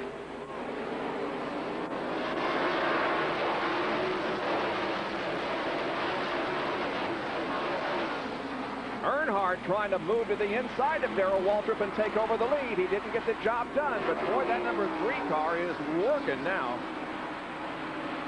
Well, Darrell Waltrip has missed 2 opportunities to take on the new tires during caution periods, but has opted to stay out there, I guess, for the track position, and I'm sure he feels good about the set of tires he has on there. 3rd position is Mark Martin. A car getting a little bit sideways. Bobby Hillin slowing down, but everything is okay. The rest of the field misses him. Mark Martin. And Kyle Petty spins going into turn 3. I think he hit the inside curbing trying to slow down from that Bobby Hillin situation that you just mentioned. And all at once, the Peak Antifreeze Pontiac spun right in front of a lot of cars, but not too many of them hit him, if any. Well, the number 98 car of Butch Miller also became involved in it. Here's a replay. Well, maybe he didn't hit the curbing. It looks like Mike Alexander in car number 12 got into Kyle as they went into turn 3. Kyle backing up and hitting the outside wall between turns 3 and 4, and to the right, Butch Miller spins. Here's another angle. He did hit the curb, Ned. Yeah, he did. But it was after he was sideways. I tell you what, how in the world they can put 3 or 4 cars abreast in there is beyond me and miss all those cars. But they did it. And here comes Kyle into the pits now. They'll check that car over and send it back out if everything is okay on it. Of course, he's one of the 14 cars that are still in the lead lap. He was running 7th when he had the spin over there in turn number 3. And this is an excellent opportunity to stop and change tires because he was at the complete rear of the field. He can stop, change tires, not lose any positions at all. Well, he's going to have to hurry and not lose a lap. They're still working on the left side of the car. I don't think they're going to get him out. Well, yeah, they did. At the last moment, he pulls out just ahead of the pace car. So Kyle Petty does stay on the lead lap. We're under caution once again here at North Wilkesboro. We'll be back with more of our coverage right after this.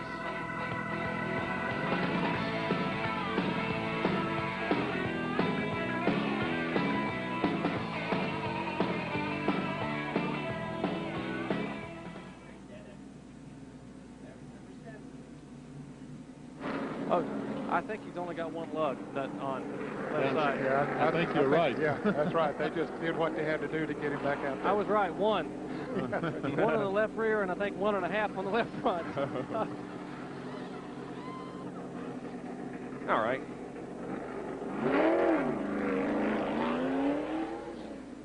Okay, Goldberg, don't forget the head of the week sometime. Hey, I promised that lady.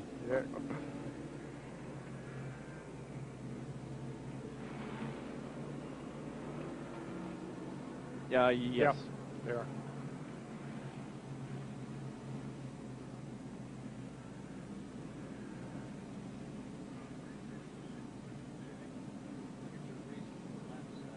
Okay.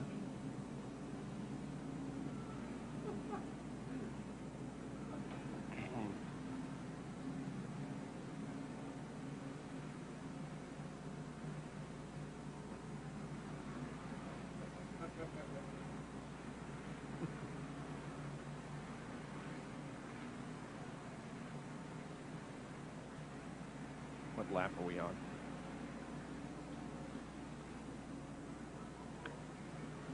Jack got that clicker going? Yeah, he does. Okay.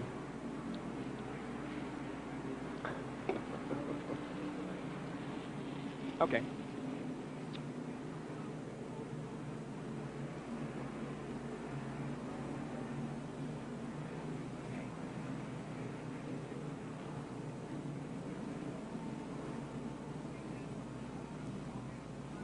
All right. Still get that shot in there.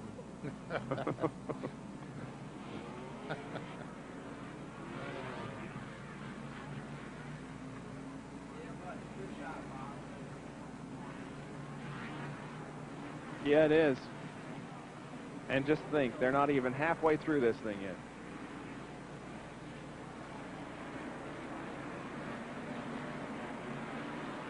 With 172 of 400 laps completed, Darrell Waltrip leads the First Union 400, followed by Dale Earnhardt, Mark Martin, Davey Allison, and Jeff Bodine.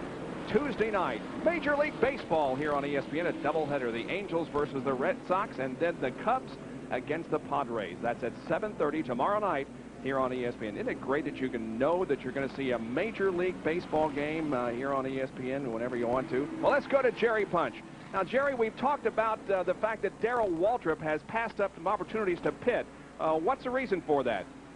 Well, apparently what Ned said a minute ago, track position. I talked with Jeff Hammond, and Ned said, hey, if we would come in and pit, we would have you have fresh tires and maybe be able to stay out in front of Earnhardt and some of the other guys, but we'll be back in the back of that pack. Exactly what happened to Kyle Petty and some of the other guys a minute ago could happen to us, so track position is so important. Let's go up and check in with John Kernan. Well, thank you, Jerry. I'm in Davey Allison's pit, and Robert Yates is very pleased with the way the car is handling right now. They've moved all the way up into the 4th position, and Davey is looking to make some more moves.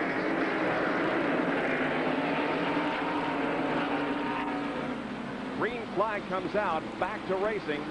Waltrip and Earnhardt renew their battle for the lead. Dale looking to the inside of Darrell at the end of the backstretch, but Waltrip holds him off. I can't believe that. Darrell Waltrip moved up out of the groove. He gives Earnhardt the chance to go by. Ooh, but he shuts him off. Or did he? I don't think he did. Earnhardt alongside Darrell. Earnhardt may have him at the end of the backstretch. Let's see. Nope. Waltrip holds on to the lead. Meanwhile, here comes Mark Martin and Davey Allison. They're 3rd and 4th. Look at that. Darrell Waltrip on the outside was able to hold the position. Ned, did he find the groove or just got lucky up there? Well, I don't know. He moved back down to the inside that time around, but I don't know. He might have just got lucky up there. Davey Allison begins to work on Mark Martin now. Allison going to the inside of Mark in turn number 4, trying to take off 3rd position. Looked like the Bristol finished there. He finished for 3rd and 4th. They were 1st and 2nd at Bristol, but Davey Allison does take the position. Allison moves to 3rd spot. He's got that car running well here on a short track for the 2nd time in a row. Winner at Bristol 2 weeks ago, now 3rd here at North Wilkesboro. The number 11 car, driven by Jeff Bodine, is in 5th position. We're riding with Jeff right now. Right behind him is Ricky Rudd. They're the cars out of the race. Rob Moroso and Sterling Marlin, both because of incidents on the racetrack. You see Darrell Waltrip keeping the car very, very low on the racetrack. That's why I said a moment ago, it surprised me so much that Earnhardt was able to get alongside of it. Once again, Dale tries. You see Darrell's keeping that car right on the bottom of the racetrack. Going to make Dale Earnhardt go by on the outside if he's going to pass. And Harry Gant goes very high up in turn 4. Almost lost it. Boy, he got way up in the marbles, as they say, as Dale Earnhardt now tries to move on the outside. Dale also going high off the 2nd corner. He's going to try Waltrip now and see if he can't move into the lead again. Can Darrell hold him off to the inside? They're side by side as they come off the 4th corner. Let's see who leads as they cross the stripe.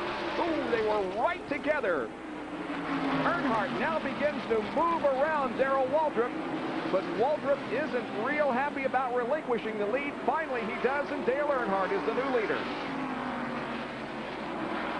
Earnhardt's got more problems, primarily Davey Allison. All they can see is a red star in his rearview mirror.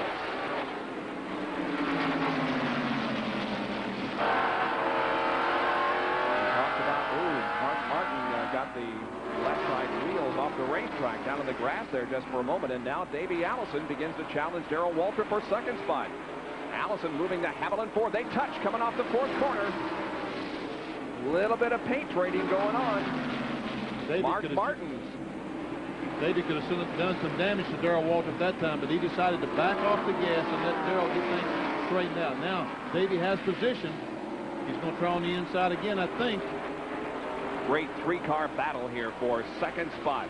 Darrell Waltrip, Davey Allison, and Mark Martin. And right behind them is Ricky Rudd trying to get by Jeff Bodine. There's a race every place. All these guys are on the lead lap, so they're battling for position. Now Allison inside of Darrell Waltrip at the end of the backstretch between turns 3 and 4. Allison goes to 2nd spot. And there Darrell Waltrip's got trouble with Mark Martin, who's on his rear bumper. I think those tires that he has on that car are beginning to show up now. He's had them on there for a long, long time, and believe it's beginning to sell. Look, Rudd is trying to get by Mark Martin. He has position on him going in turn 3. Mark drifts up the racetrack a little bit. Rudd's on the inside. Mark holds him off for the moment. Ford against Chevy there. On Jeff Bodine's in-car camera. And here's trouble on the front stretch. It's Bobby Hillin and Jimmy Means that have come together. Steam pouring out of the Bobby Hillin car to the inside of the track, and the caution flag waves. I'll bet you Darrell Waltrip pits this time. Yeah, I'll bet he will too. His crew is already out on pit road ready to bring him in. As you see, the Snickers Buick of Bobby Hillen against the wall. A lot of damage to that car. Bobby tough time here today. There's some water coming from the under the car, so I'm sure they're ready. There's the water coming out of the car. I'm sure the radiator's broken. Bobby was running one lap down in the 18th position. He'll be climbing out of that car as the wrecker comes to aid the Snickers Pontiac, or Buick, I should say. So our 8th caution flag of the afternoon here at North Wilkesboro, and we're awaiting now the pit stops, and here they come. There's the leader, Dale Earnhardt, moving in for a stop, and a much-needed one by Darrell Waltrip. Jerry punches in Waltrip's pit. Well, Jeff Hammond and the crew will go to work on Waltrip's car. I was just about to talk to Jeff Hammond, and Waltrip was being passed by Earnhardt and being worked over by Davey Allison. They definitely needed to come in and get some tires. The car was really getting loose. Let's go ahead and check into Davey Allison pits with John Kernan. Well, the Robert Yates crew is going for a 4-tire change. They've already got the right sides on. They're putting on the left sides. He's got 2 cans of fuel and he's out of the pits. Good, quick pit stop. Oh, my goodness, there's a tire going down the end of pit road. It is bounding onto the racetrack high in the air. It's going to hit the outer wall. No, it isn't either. It's going to bound to the inside now. That thing went high into the air and could have caused a real problem. You can see hitting one of the safety vehicles and finally stopping down in the first turn. And that guy said, where did that tire come from? Well, that was quick delivery, but I didn't order one. So pit stops made, and the field now under caution again as Bobby Hillen's car is not quite on the hook yet here on the main straightaway. Davey Allison is the guy who hits that tire. I don't know where the tire came from. Terry Labonte hits it first, and Davey Allison center punches the tire, and away it goes. Look at Jimmy Cox running out of the way of the tire. On the racetrack, no less. Yeah. Safer out there. Thing almost got up to the outside wall, but then took a route toward the inside, and that's where it stopped. There's Jimmy Cox, unflappable Jimmy Cox. That crew cam on the right side, well left as we look at it on the screen on his right side. There you can see he's telling the cars to stop and then okay to proceed back onto the racetrack. He's going to stand by the end of that pit wall so we can go either way in case somebody comes down through there. No dummy. Smart fellow, that's all right.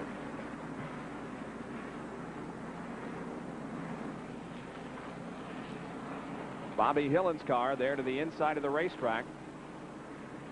On the hook now. They'll be moving it away in just a few moments. They've already put some oil dry down here on the main stretch, trying to soak up the liquid that came from his car and from Jimmy Means, who was also involved in this incident.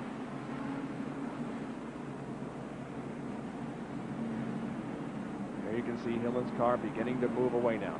You know, I was wondering if we might have that shot of the tire going down through there from the crew cam. Jimmy Cox, the official we saw a moment ago, is wearing the crew cam, and I was wondering if we'd be able to see it. Now, here's the shot. Jimmy says go to the cars. Here's the cars coming down through there. Labonte goes by, and here comes the tire. Look at that. Oh, wow. He goes in the middle of the racetrack to dodge the tire. Don't blame him. Everything is okay, though. He's fine, and Tim Brewer saying, what happened, Jimmy? How come you run in the middle of the racetrack? There's a live shot from the crew cam as Brewer comes over. Well, let's go to John Kernan, who's with Robert Yates. Well, Robert, Davey ran into a tire go down pit road. Any damage to the car? No, really not any damage to it, but, you know, it's a dangerous situation when they leave the tires out. You know, team way down, another car kicked it out in front, and then, you know, I saw it go out right in front of him, and he didn't have a chance. You know, it was right between 2 cars running too fast. But,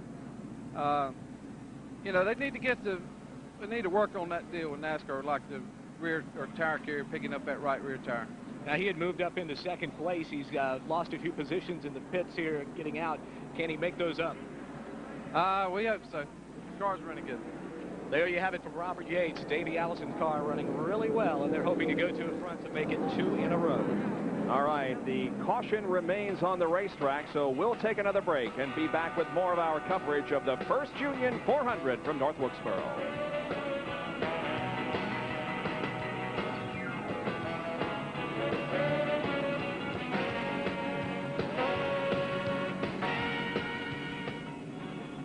Okay.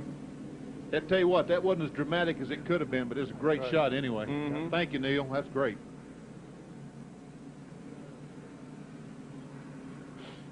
Do you want us to get political on this thing with the tires?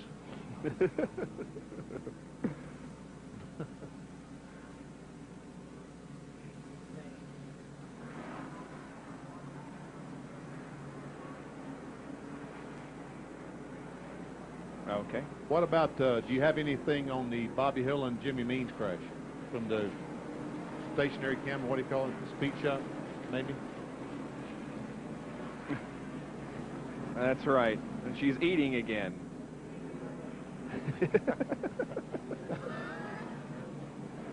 Bray, get out of there.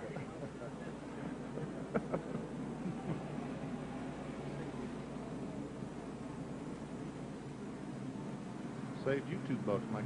Yeah.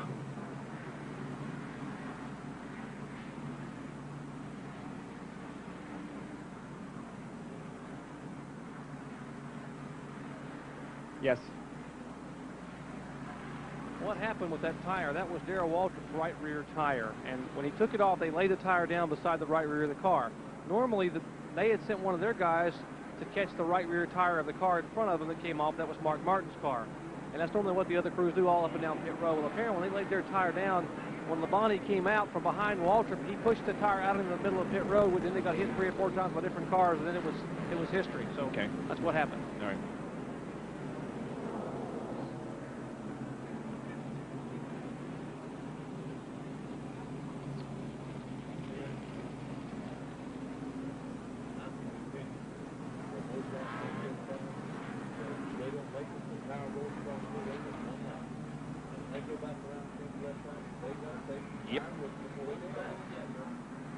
No.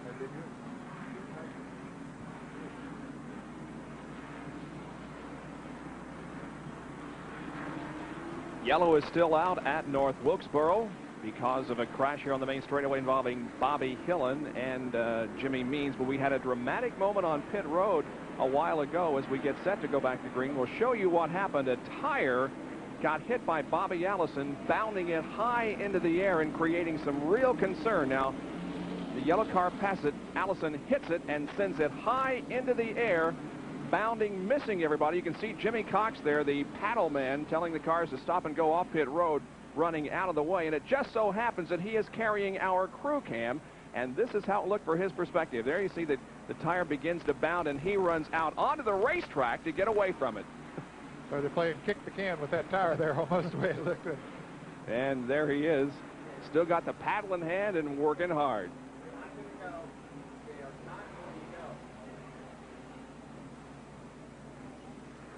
Yeah, Harold was a little bit late getting that. He was confused. They didn't know which way it was supposed to be.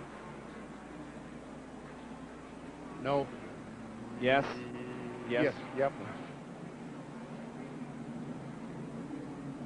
We'll go back to green in one more lap after an incident here on the main straightaway involving Bobby Hillen and Jimmy Means. But there was a dramatic moment on pit road during the caution.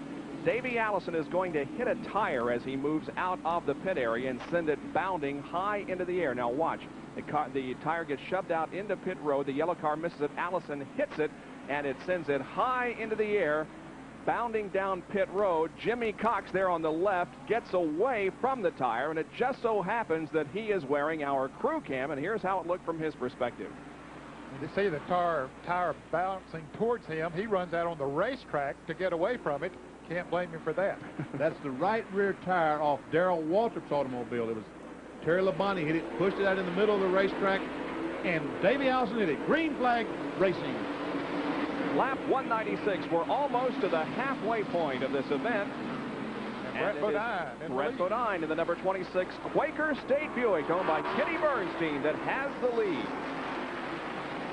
Well, Brett Bodine did not pit. John Kernan, tell us why.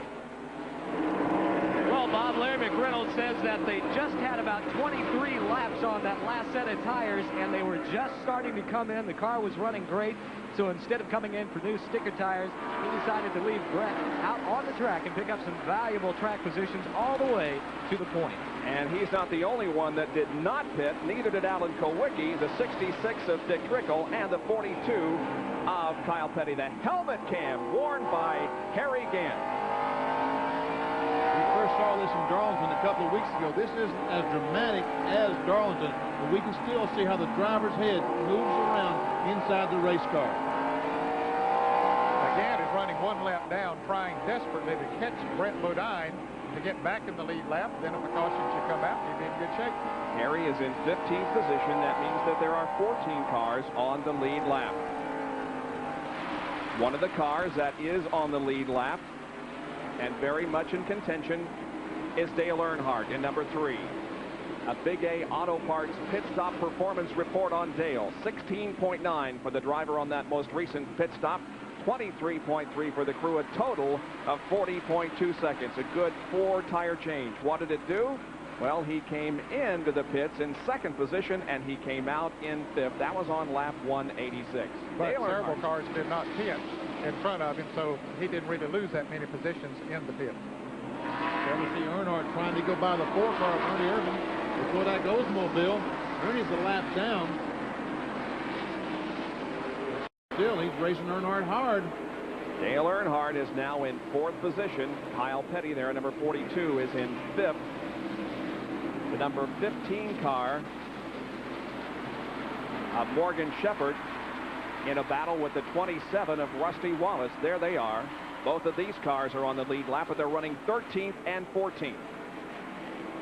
Michael Waltrip is just ahead, and there's Dale Jarrett at number 21, substituting again for Neil Bonnet, who continues to recuperate from the injury suffered at Darlington. And we understand doing well, gaining his memory back. Hopefully he'll be back. Oh, Michael Waltrip. There's trouble up in front of him. There's Richard Petty spinning around in car number 43. Petty's car against the outside wall off the 2nd corner. Also involved was Davey Allison, as he had to go to the inside grass. Is just coming back onto the racetrack after having made an excursion through the infield grass. Richard Petty's STP Pontiac stalled against the outside wall off the 2nd corner. That seems to be the favorite spot for trouble this afternoon. Almost all the problems we've had has been off the 2nd corner. Here's a replay, and Jimmy Spencer, number 57, involved in that. Jimmy's been involved in several of the things here this afternoon. We're not saying that it was his making, but he's been involved in it. And Richard hits the wall hard with the left side of the automobile. We see Davey Allison parked on the inside, and luckily no one hit Davey. Dale Earnhardt had to get on the binders hard, or make that Rusty Wallace had to. We were watching this, and I was just about to say that Michael Waltrip drifted high and got on the binders, but there's stuff going on ahead of him. Well, we don't see it because the camera moved, but there's a piece of debris that Morgan Shepherd picks up. I watched Morgan Shepherd go through that, and he picked up some sort of debris. I sure hope it didn't do any damage to his car. And the same with Davey Allison, who was running so well. The ambulance is at the scene of Richard Petty's crash in turn number 2. We're on lap 204. Davey Allison is in. John? Davey has been in for a really quick 4-tire change. Robert Yates and the crew got him in and out really quick. One of the quickest 4-tire changes I've seen this afternoon. Well, let's hope there was no damage done to that car, as he had to take evasive action and spin to miss the cars that were sideways ahead of him. So we have run into a flurry of caution flags here in the last few laps in the First Union 400 Winston Cup race. Event number 7 on the trail for 1990. Back in a moment.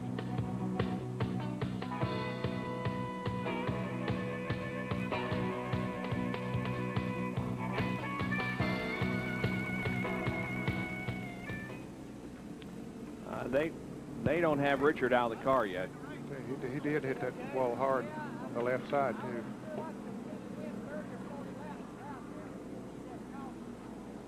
Looks like the car's rolling. Yeah, they probably need to move the car to be able to get in. To get into the driver's side.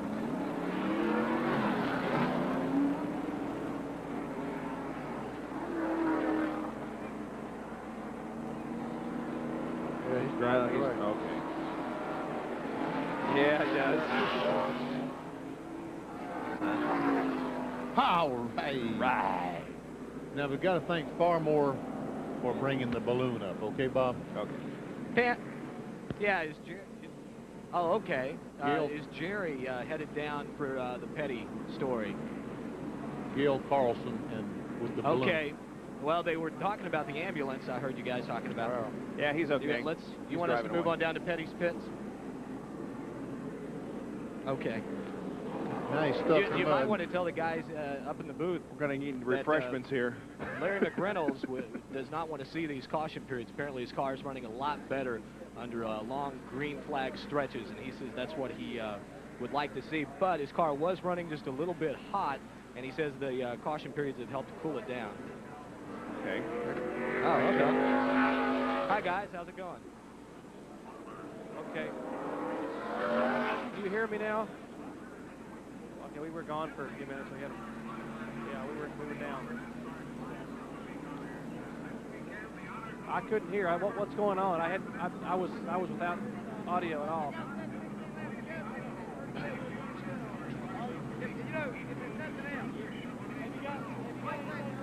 All right. Well, we'll keep an eye. We're standing beside Waltrip's area. We can sort of see if they bring an ambulance in, but. Or are they bringing back Richard? No, Richard was okay, Jerry. Yeah, he drove the car there for a while. Oh, did he? Okay. Yeah, he's all right. I was off with the battery change. I couldn't hear what happened. What happened? We don't know. He and Spencer maybe got together, and Richard hit the wall pretty hard coming out of 2. Hey, guys. Yeah. Yeah, I just talked to Dale Inman. He says that Richard is okay. Okay, and the car is out. They're going to the garage area. He's really dejected. See right front tire laying there in the middle of the racetrack. Yep. Do we need to go to the garage area, or is Jerry going to take care of that? Well, I'm down here. If you want me to, I can. Well, okay. We'll hang. Oh, okay. We'll hang around up here in the 26 car pit. Okay. How's Michael Walter doing? All right. Is he still in the top 10? Yeah, he's 12. Still on the lead lap. Oh, okay. Hey, sometimes that can be the top 10. Yeah. We probably need to run him down, don't we? We haven't done that today, Ned. That's true. Good thinking. They don't have the car off the track yet. It'll be at least Not many, 2 more maybe. Yeah.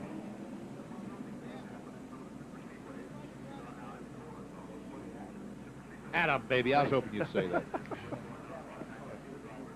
Okay.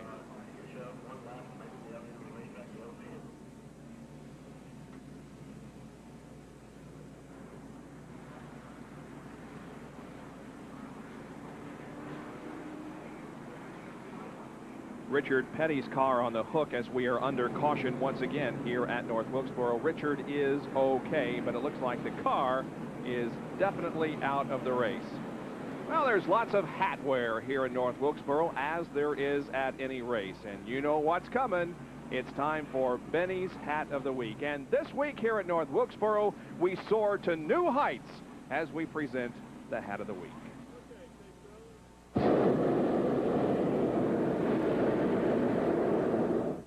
What could be finer than drifting through a Carolina sky in the morning in a hot air balloon? No noise, letting the wind carry you along. So when Randy Repahowski from Albuquerque, New Mexico, sent me the balloon hat, I was trying to find a place to use it. Come to find out, the Wilkes County Rotary is having a balloon festival here in Wilkes County June 1st, 2nd, and 3rd. So the North Wilkesboro Speedway, perfect place for the hat. The hat's going to Decatur, Illinois, where the Soy City Breakers, May 19th and 20th, is having a jamboree. The hat is going to be used as a door prize. Thank you very much, folks. And, Captain, let's go ballooning. I'm ready.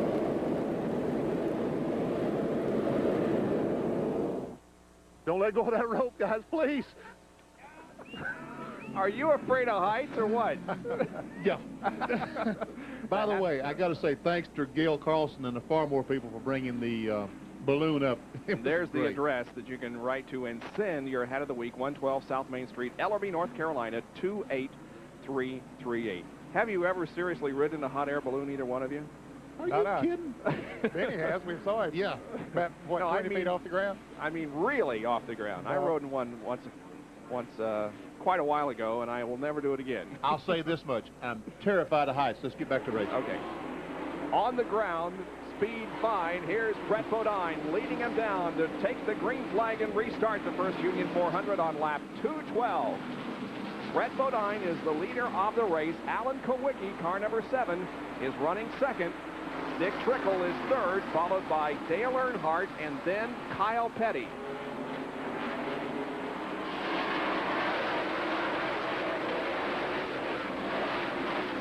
and Bob running in 6th place is Jeff Bodine. Darrell Waltrip is 7th. Terry Labonte 8th. Mark Martin 9th. 10th is Ricky Rudd. 11th, Michael Waltrip. 12th, Rusty Wallace. Morgan Shepherd is 13th, and Davey Allison 14th. Those 14 cars in the lead lap. 1 lap down is Harry Gant in car number 33.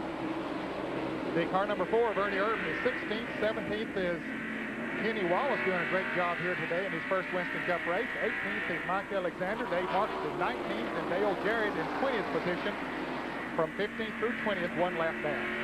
Seems like that Dick Trickle has perhaps been the most consistent performer this afternoon. He has been either, it seems, first, second, or third all race long. He currently is in 3rd position. We're with him now, the Phillips 66 in-car camera, as he follows 2nd place Alan Kulwicki in car number 7, and the leader of the race, the Quaker State Buick, driven by Brett Bodine. And now, Trickle begins to put some pressure on Alan Kulwicki.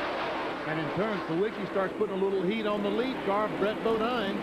And not too far back is the 3 car. While these 3 guys are going at it for 1st and 2nd, Earnhardt is catching all of them in 4th. This is the in-car camera, Dick Trickle's Trop Arctic automobile. Looking at the rear deck lid of Alan Kulwicki's car. And this is close. Reaching speeds of about 130 or so miles an hour at the end of the straightaway before they have to get on the binders for the corners. Brett Bodine doing a good job of holding off Kulwicki and Trickle for the lead. Brett Bodine's best finish in Winston Cup competition this year, an 8th. That was at both Richmond and at Darlington. He leads the First Union 400. The car owned by Kenny Bernstein. He competed this weekend at Atlanta in drag racing competition. And while we're speaking of drag racing, we want to wish our best to Darrell Gwynn, who, of course, was injured in a drag racing crash in England a week ago. He's recuperating over there in the hospital, and our best to one of the finest young men in motorsports, Darrell Gwynn. Let's go to Jerry Punch, who is with Richard Petty. Well, Richard, first of all, are you okay, Richard? Yeah, I'm all right. Kind of teed off a little bit, but other than that, I'm all right. What happened out there? Well, got to racing. I had a lap down. I got to racing with somebody 3 or 4 laps down, and anyhow, I wound up in a wall. Just a stupid mistake on my part for getting close to them, and on their part hitting in the first place.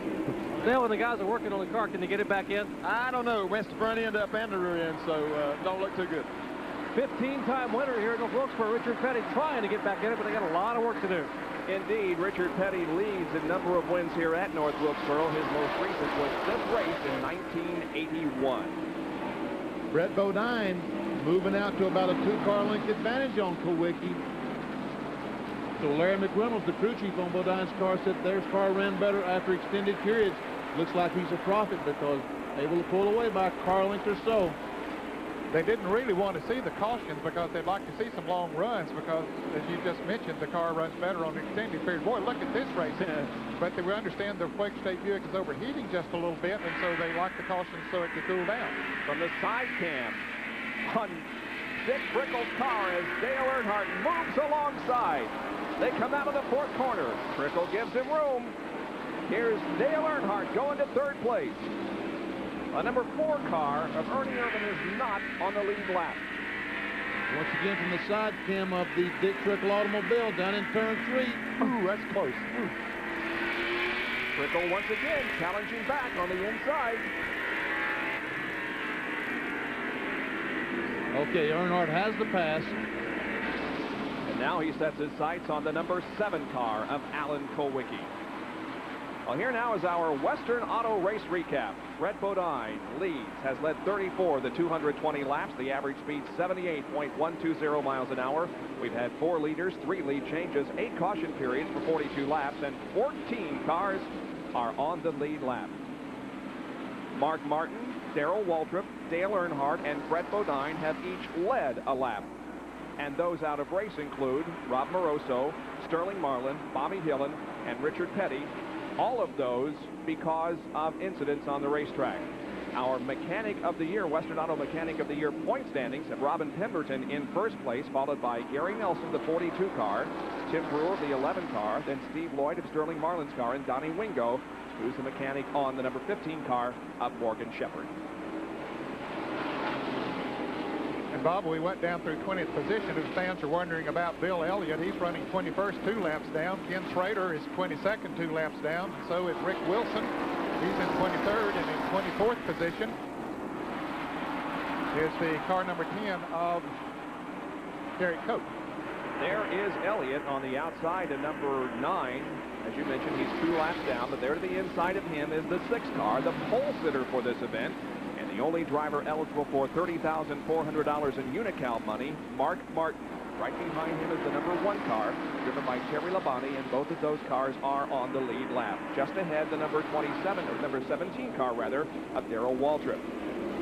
Dropping back just a little, there's the 15 car of Morgan Shepherd, the 27 of Rusty Wallace, and the 36 of Kenny Wallace, who is making his Winston Cup debut after successful early career in Busch Grand National competition. Kenny Wallace in the Cox Lumber-treated car, making his first start in Winston Cup competition this afternoon. The number 28 car is Davey Allison, and the number 5 is Ricky Rudd. Both of these cars on the lead lap. Ricky Rudd's another car that all of a sudden is having problems again. He's been drifting back, has lost 4 or 5 spots. Oh, a little bump from Earnhardt on Kulwicki coming off turn 4. This is for second place. Kulwicki in the Xerox Ford. His best performance of the year so far. He was one of those that we told you needed a good finish here. And here is Darrell Waltrip and Mark Martin.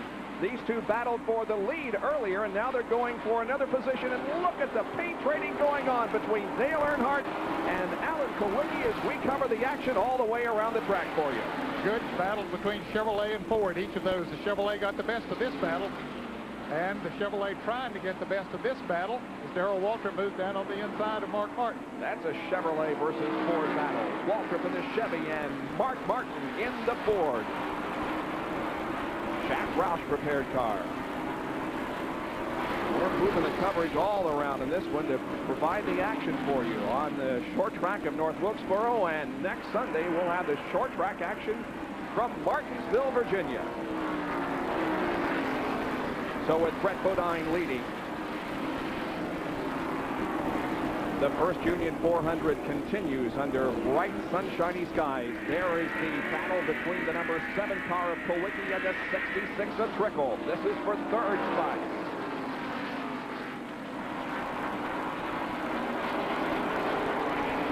And now, the number 1 car of Terry Labonte on the outside and the 15 of Morgan Shepherd inside. Here comes Rusty Wallace to join the fray. Morgan Shepherd made a pit stop, and he was far back in the pack, Bob, and he has come back up through there. As we watch this battle now, Mark Martin trying to move on the inside of Jeff Bodine. Darrell Waltrip still right there.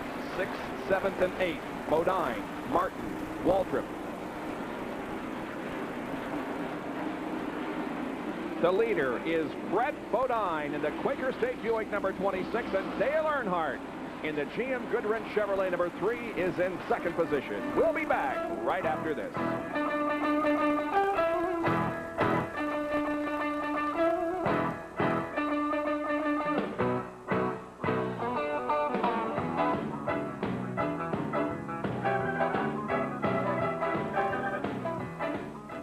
You don't have it, huh? Sure you do. Thank you.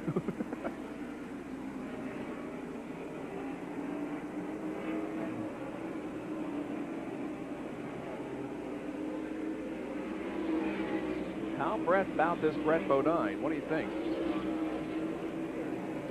If it goes green the rest of the way, he might win.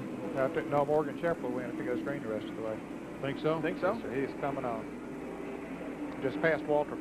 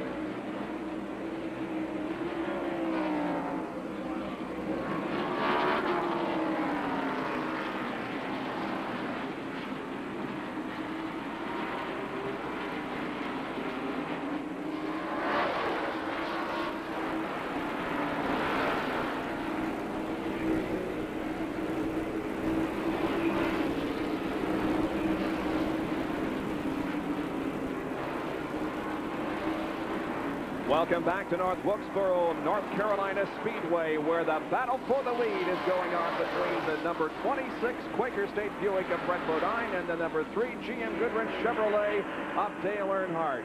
And meanwhile, back of this, there's a tremendous battle going on between Morgan Shepherd and Darrell Waltrip. Now Morgan just passed Darrell and Jeff Bodine a few laps ago, but Waltrip now is trying to pick back up on Morgan Shepherd. And as we talk, we see Davey Allison going by Jeff Bodine, so Bodine's car off the pace now. Here's a battle for third position now between Alan Kulwicki and Dick Trickle. This battle's been going on for quite a while as well. Trickle right on the back bumper of Alan Kulwicki, but just can't get by. Kulwicki with only one top 10 finish in 1990. That was an 8th at Atlanta. It has not been a good year for Alan Kulwicki so far. We talked about him in the opening of the program, but it is going well, at least at this point, here at North Wilkesboro. Dick Trickle trying to get around him. He'll look to the inside, going into turn 1. Can't make the pass, though. Most competition as we're watching from the side cam on Trickle's car.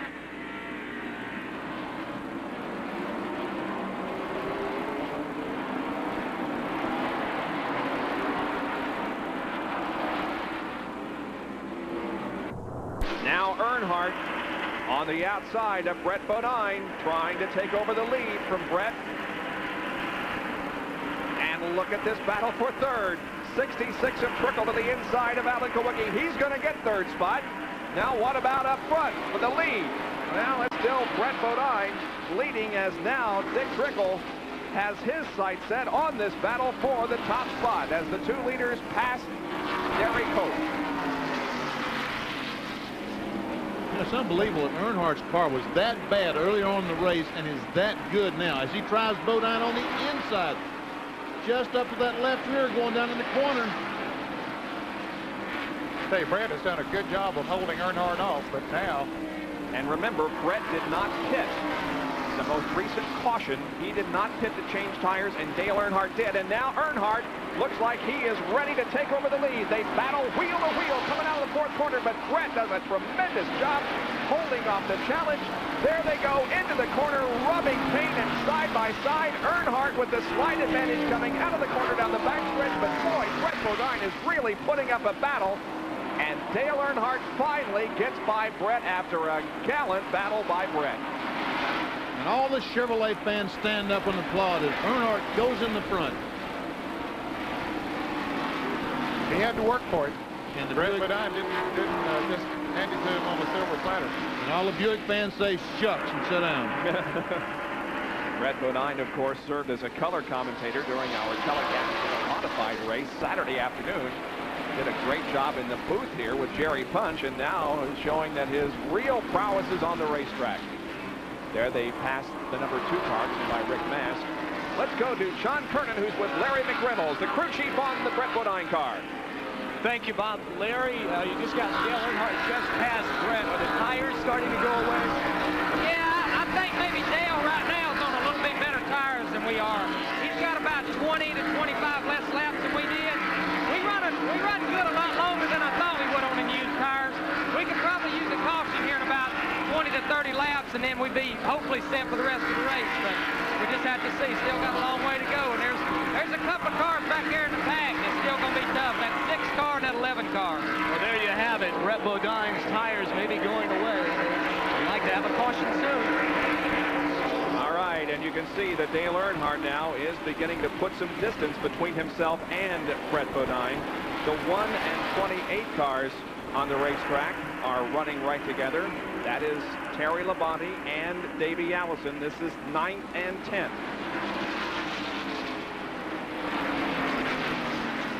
A good run for Terry Labonte, Richard Jackson, Claude Queen, the old entire Skull Classic crew.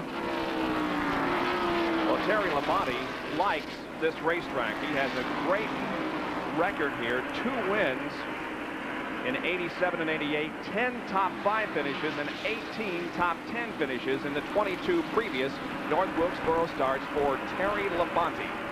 When we went to Terry Labonte just a couple of laps ago, he and the Davey Allison automobile was together. And look, he's already pulled out to a 5 or 6 car length advantage on the Texaco Ford.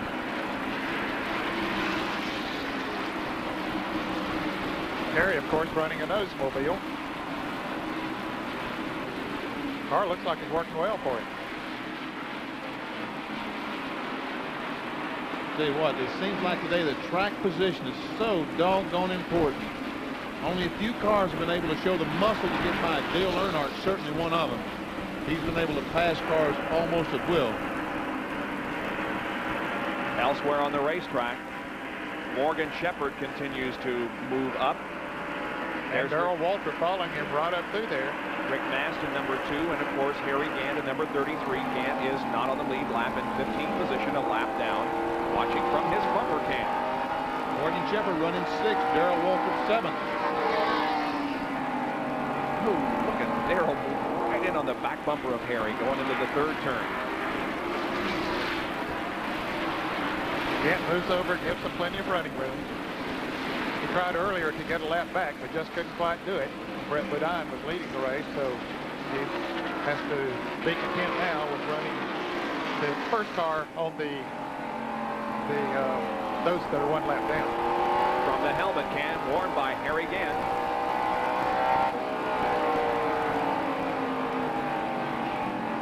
Again, we would like to remind you that you can listen to your favorite driver share his thoughts about his personal life and his racing career. Bill Elliott, Rusty Wallace, Dale Earnhardt, Junior Johnson, and Darrell Waltrip. All you have to do is dial 1-900-226-1000. It'll cost you $1.95 for the first minute and $1 for each additional minute. And please, kids, get your permission from your parents before you dial. Again, the number 1-900-226-1000 for comments from Bill Elliott, Rusty Wallace, Dale Earnhardt, Junior Johnson, and Darrell Waltrip. We're glad you could join us for the first Union 400 here at North Wilkesboro, North Carolina Speedway. We'll be right back.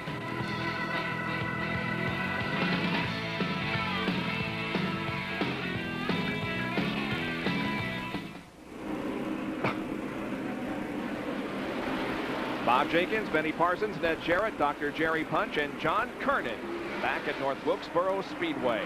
Here's a battle as Morgan Shepherd in the 15 and Darrell Waltrip in the 17 now past the number 7 car of Alan Kowicki, and that puts them in 5th position. Alan has been dropping back the last few laps.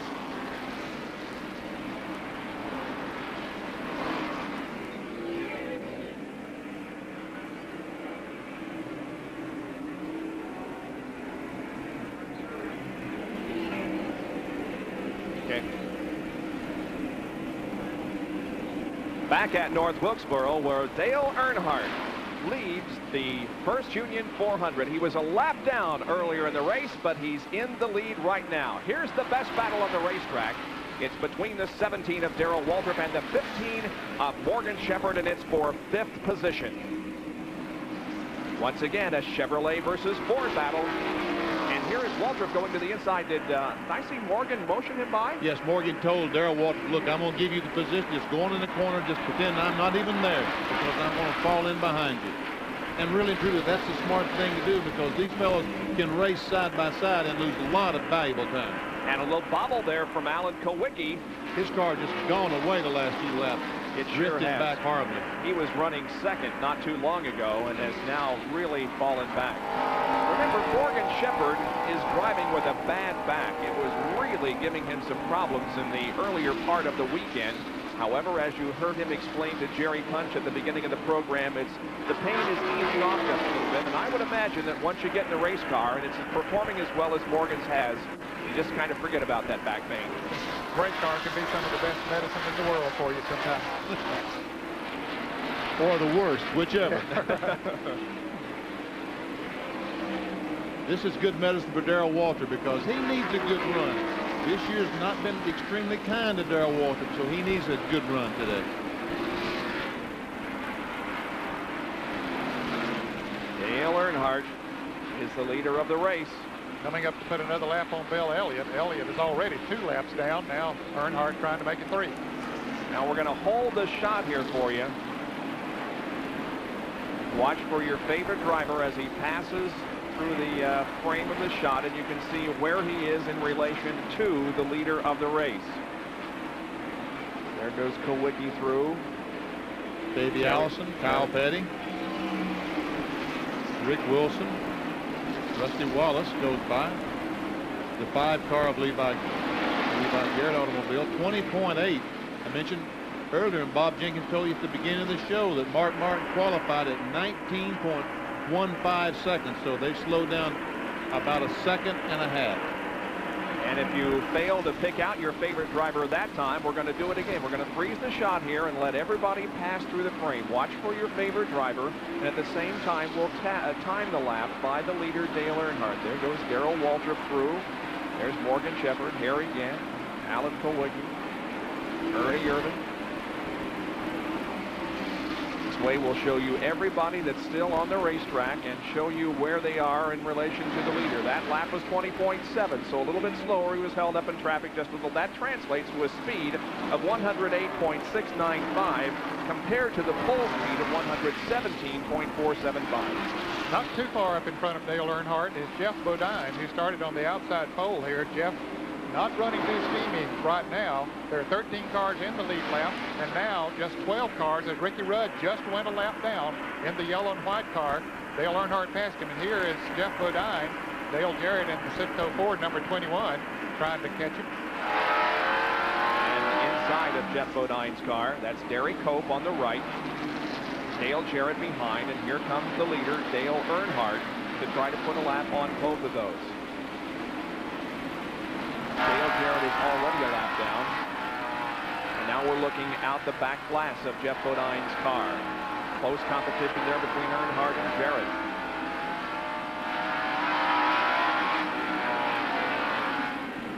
The 66 car of Dick Trickle is still hanging in there. He is in 3rd position, and right behind the 66 is the number 6 of Mark Martin. And Mark is going to try to take over that 3rd position as he moves alongside Dick Trickle. Good move by Mark Martin, able to pull that cart on the inside and stuck, and takes over 3rd spot. Now he's looking for Brett Bodine up in front. Boy, that car just out like a rocket ship.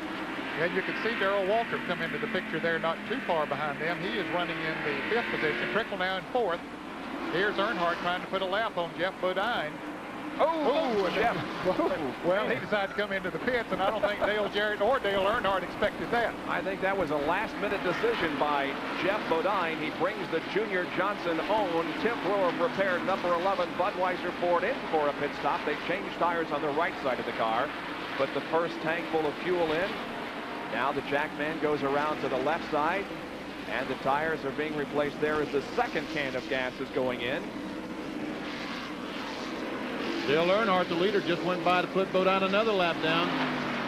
So now he is 2 laps down. Jeff Bodine going back out onto the racetrack. He goes out just beside Dick Trickle at number 66. Here is the leader all to himself now on the racetrack. Now Darrell Waltrip moving around the car number 66 of Dick Trickle. His car has gone away, and Waltrip moves into the 4th position. Boy, the tires are just so critical. Earnhardt's the only fella, and Brett Bodine, who seems to be able to run on the used tires. Earnhardt couldn't do it earlier on, but he can now. So now Darrell Waltrip is in 4th position, and Dick Trickle, with whom you are riding, is in 5th. 11 cars now on the lead lap. The last car on the lead lap is the defending Winston Cup champion, Rusty Wallace. We'll quickly run those down. Earnhardt leading, Brett Bodine 2nd, Mark Martin 3rd, Darrell Waltrip now in 4th, Dick Trickle 5th, Morgan Shepherd 6th, Kyle Petty, who's in the lead lap in 10th place coming down pit road. In 7th, Alan Kulwicki. 8th is Terry Labonte. 9th, Davey Allison. Kyle Petty was 10th, but now he'll go a lap down at least. And 11th was the car number 27 of Rusty Wallace. And we might see some green flag pit stop, other green flag pit stops coming up, fellas. There are a lot of cars. The 5 car, Ricky Rudd's car, is very, very bad now. I'm sure he's going to be coming in the pits soon. Look at them. You can't hardly read the number on the left side of that car. That's because of the paint rating and the incidents that he has had with other cars on the racetrack. There goes Kyle Petty back out in competition. Bill Elliott's in the pits. Bill was already 3 laps down in the Coors Ford, getting a 4-tire change.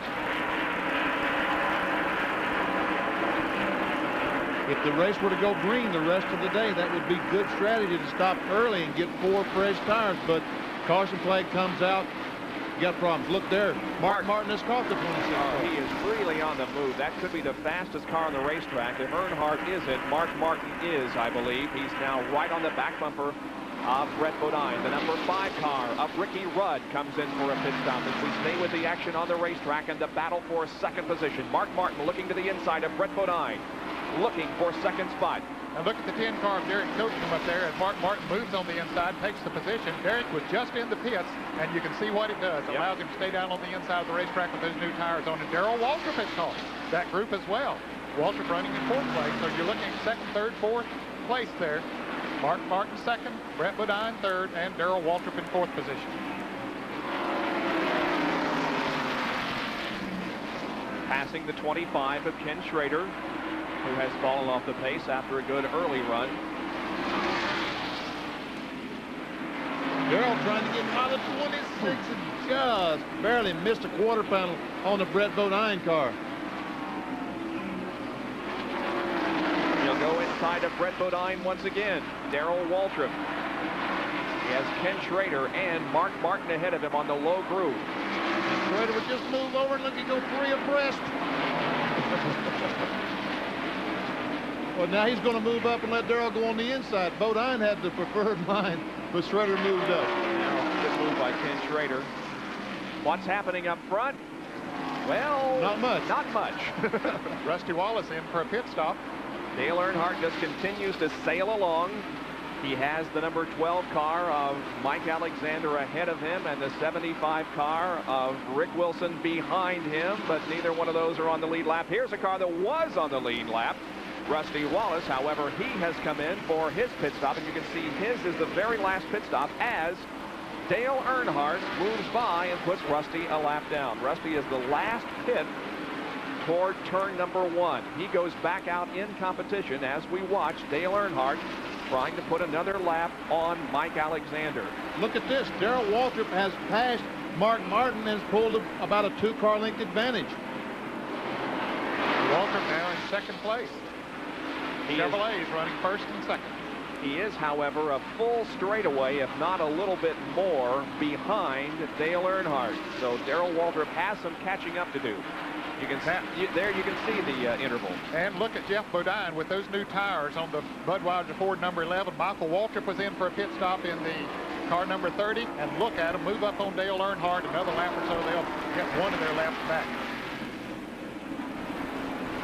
So Dale Earnhardt will be looking for a pit stop before too much longer as he's got some worn tires on that car. There is Jeff Bodine getting one of his laps back, and so does Michael Waltrip. Both of those cars with fresh tires on after recent pit stops. We'll be back with more from North Wilkesboro, North Carolina.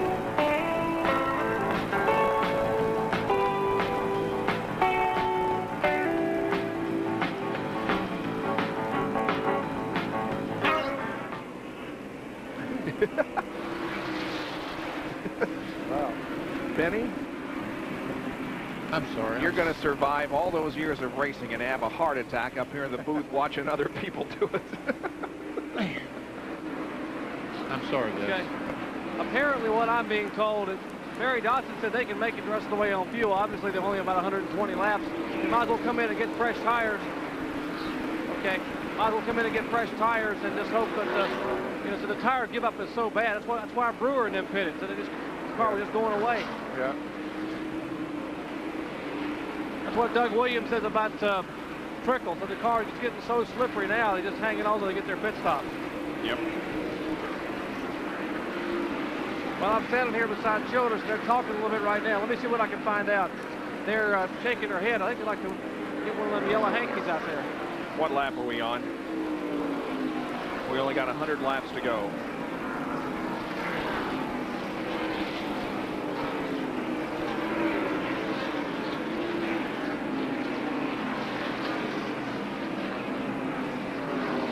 They're going to try to go another 15 or 20 laps before they bring Earnhardt in. I'm not sure Trickle can last that long the way his car is going away.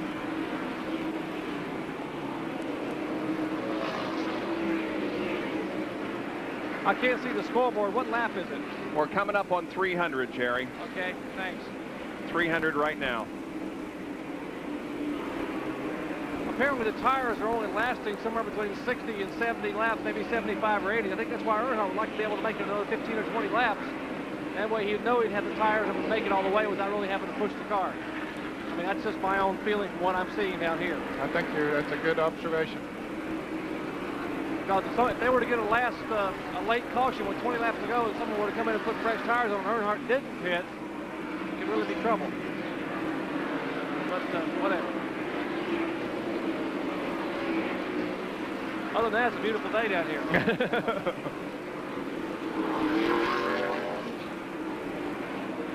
Well, that's what happened on Sundays, Jerry. Yeah, I know it. I tell you, I just, yeah. Okay, I got you. Yeah. Guys are great, huh? Brett Bodine in. Brett Bodine in.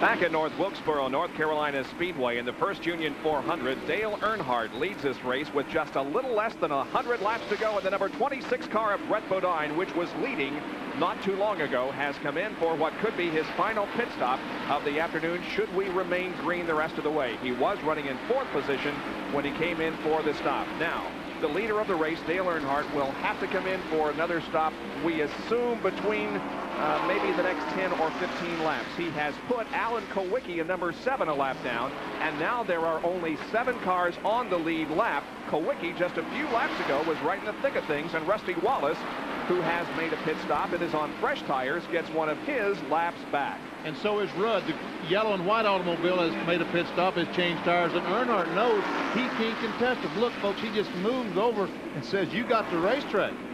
He's got to be headed in for the pits before too long and get some fresh tires on that car. Second place machine of Darrell Waltrip needs a pit stop. So does Mark Martin, Dick Trickle. Everybody that hasn't made a pit stop in the last 20 laps needs a pit stop, Bob. Well, Harry Gant about to come in. He was running 1 lap down, but he's coming into the pits. You saw him just on the left of your, or the right of your screen. And Earnhardt just moves over, gives Derek Cope the outside, says, go ahead, I know you've got better tires than I got. There's Kowicki in for his pit stop. Right side tires being changed. A little bit of a chassis adjustment there in the rear end. Dick Trickle coming into the pits. Jerry Punch is there in Dick Trickle's pit. Well, they're going to change the tires on Dick Trickle's Trop Arctic Pontiac. Of course, we mentioned all these guys are cars really going away, and will apparently make a 4-tire change. The car getting so loose he couldn't drive it. He was running second when we went back to the green flag racing a little bit ago, and he dropped out of the top 5. They scamper around on the left side of the car. Doug Williams and the Cale Yarborough Motorsports crew now. Trickle throws the water bottle out the left window. It fueled the car, added to all 4 tires. He is down, well, almost down. They have a little trouble with the left rear. Now he's off the deck. He's down and away. There goes Trickle back out onto the racetrack. He's been very competitive all afternoon long.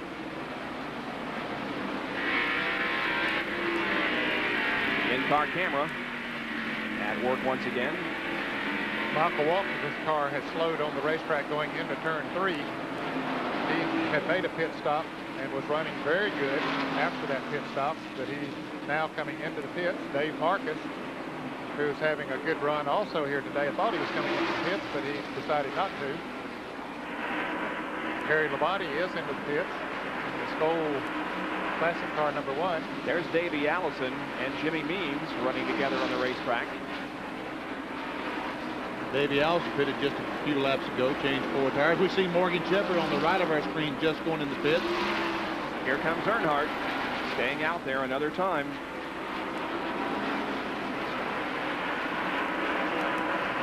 John Kernan is in Morgan Shepherd's pit. The Buffalo Ford crew is going to do a 4-tire change. There's about 90 laps left, and they've got these putting on sticker tires, so the car will be a car to contend with.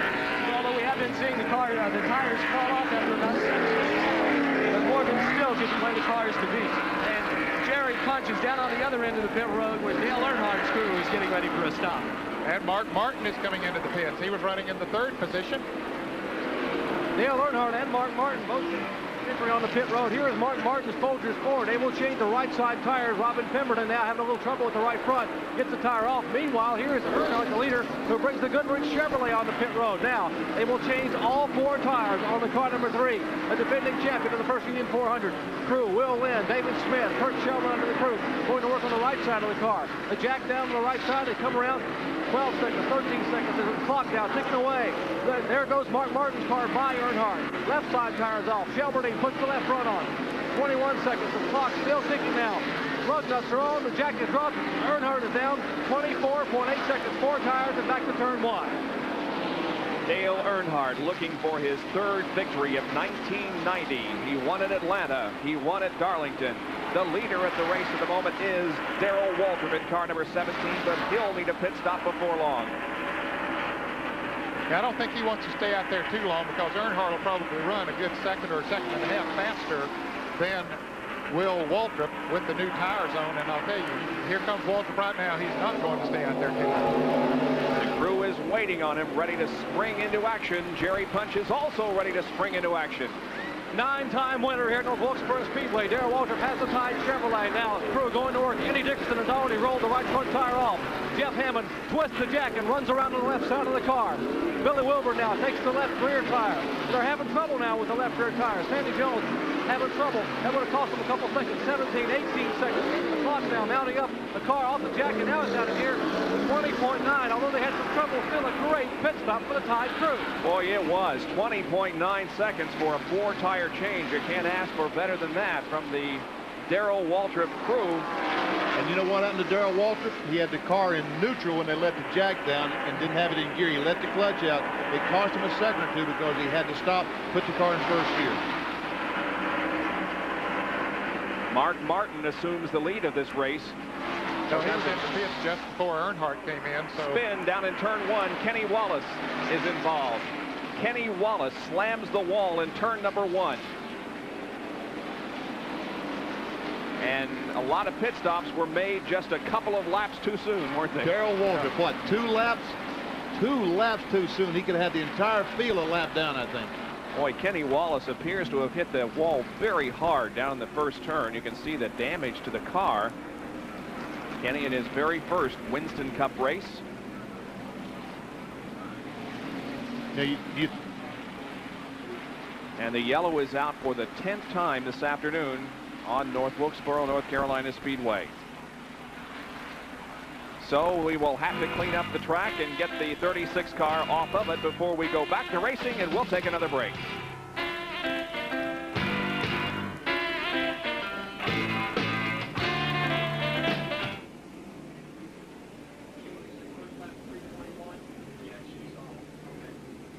Okay. Thingy, you know.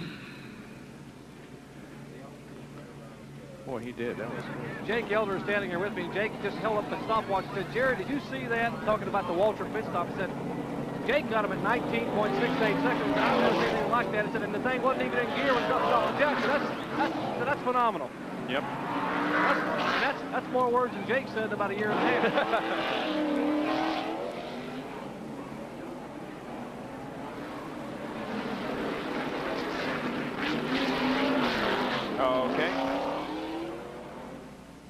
Okay.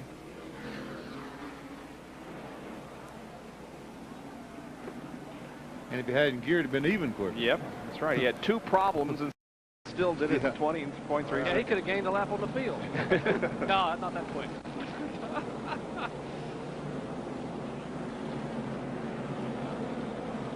No, I had no idea. Where is he? He appeared to hit pretty hard. Yeah, he hit a ton down here. 3 cars in the lead lap only, 3:17 and 6. Kenny, you got one? Okay. Yeah, who all's on the lead lap? 3:17 and 6. That's the only 3 that I've got. Is that right? Yep. Yes. Okay. I was thinking the 21 car had made up the lap. Well, he did. He had not made a pit stop. He should be back to 1 lap down. He's only 1 down now. Right? Okay, 1 down now. He was 2 down. Okay. Excuse me, Mikey. What did you say? Okay. Okay, where do I need to be? I'm still over in the 26. Oh, come on. Robert Yates said on the radio he's going to buy Davey an ice cream cone for the way he's taking care of the car. Yeah, sure. Yeah, yeah, yep, yep. Wow, amazing. That's quick.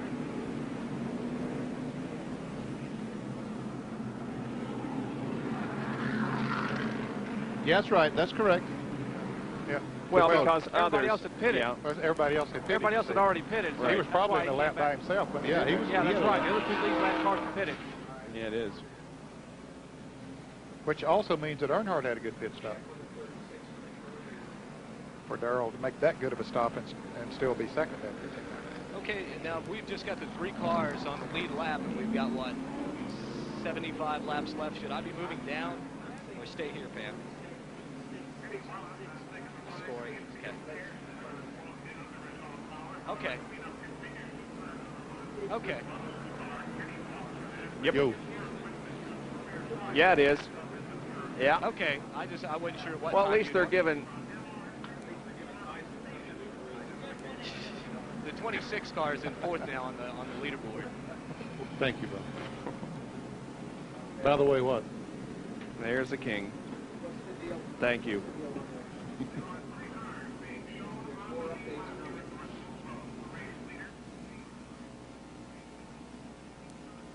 Okay.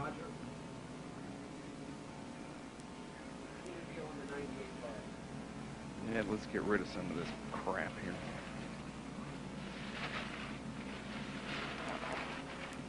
Yeah, what is that? What is that?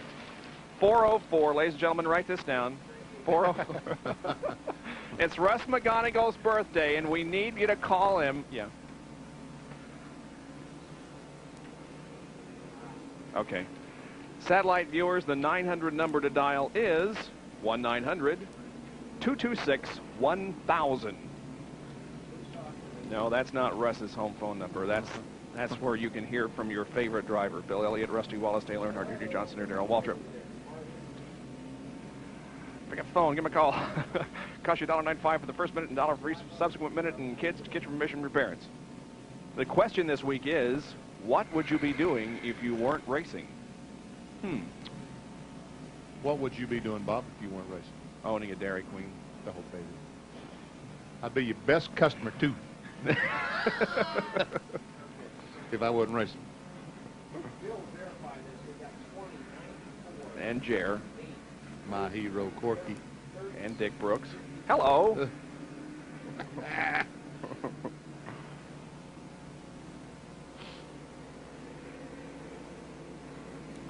Nope.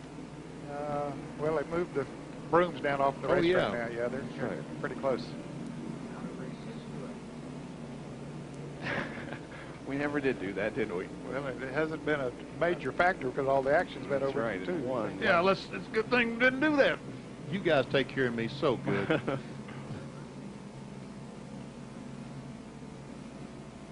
was a story that was a non-story. Well.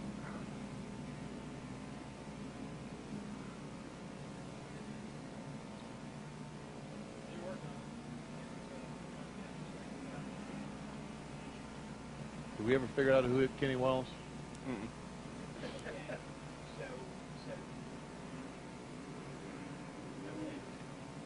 I can't imagine not being on the lead lap.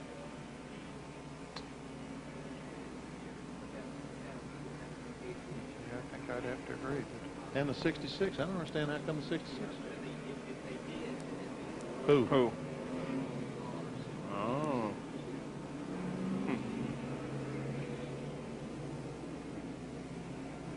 How's that rundown coming, Kenny? They were saying that the caution car should have picked up Brett Bodine instead of Dale Earnhardt as the leader.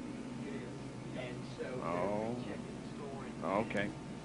So those guys may get their laps back, huh? Those guys may get their lap back. We have the infamous. Then there's a bunch of cars that would be affected on that if that's the case. Oh, I mean the 66, the 15. I don't understand how any of them is not in the lead lap. The 11 car. I don't understand why. We'll probably be under yellow for a The while. 21 here. car. I don't Would it have been, because he was right behind Earnhardt when the caution came out. See, if he wasn't supposed to pick Earnhardt up, well, then he gets to go all the way around. He had not made a pit stop. That's the only reason he'd be back up there, but he had not made a pit stop. Mike. Crawl is still going. Welcome.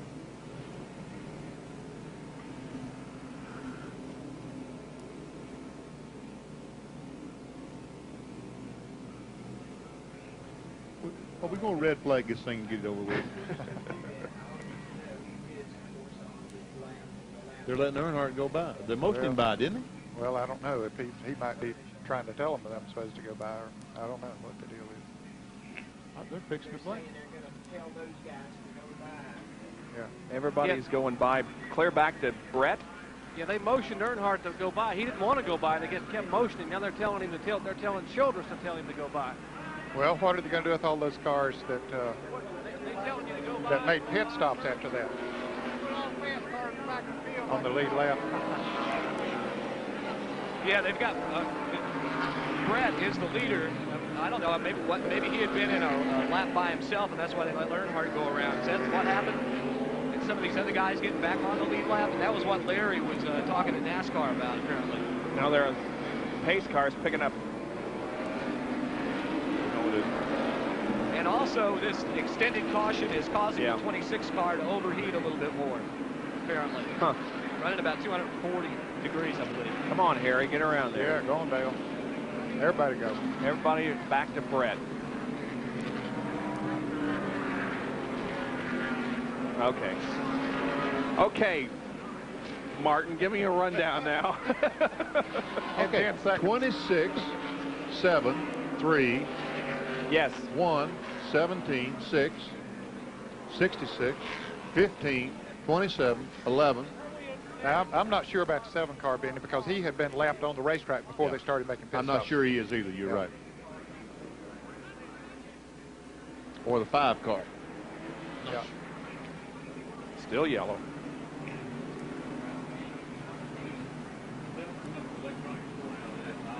Nah.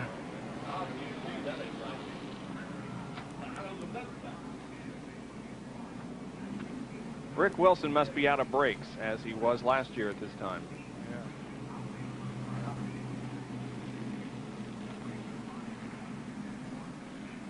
Put a scotch under it, fellas.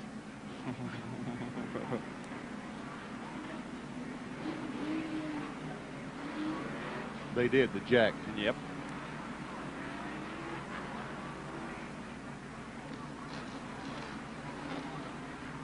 Okay. Squirting water on them brakes. Yep, that's what they're telling us.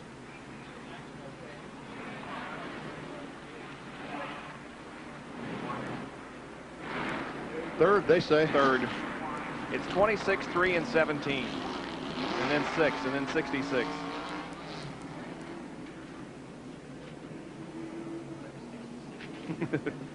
You think the one's a lap down? Yes. Yep, sure is. 11 cars on the lead lap. The last car on the lead lap is Kyle Petty. You don't agree, huh? I don't know.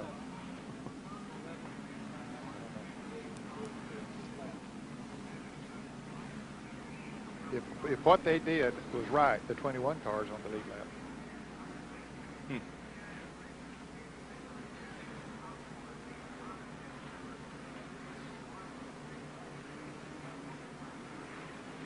So maybe it reads 5, 21, 28, and 42. He had not made a pit. Now, I don't know. He was 2 laps down, though. That's probably right. Yeah. Yep. And Rick Mast is running second. Yep. Elma Coward is third. Yeah, smoke break.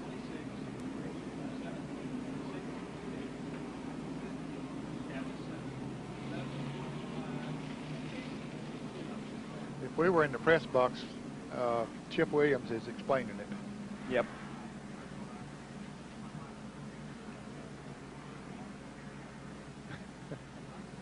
Yeah. Yeah. Yep. He's got to catch a plane at 4:30. He's hurting. Who? Flatnose? Oh. Jeff George drops back to pass. He's got a man open. Touchdown! Oh!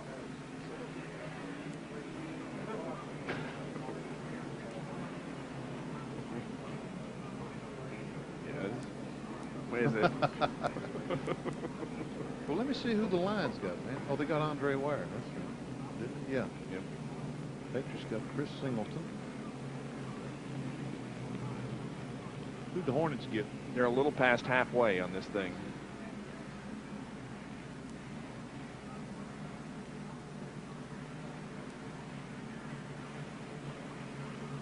Uh-oh, they get calling Chip to the phone. Uh-oh. Here's Beatty getting up. Oh, my goodness. This looks serious. I'd be willing to bet this anyway. There he is. Joe.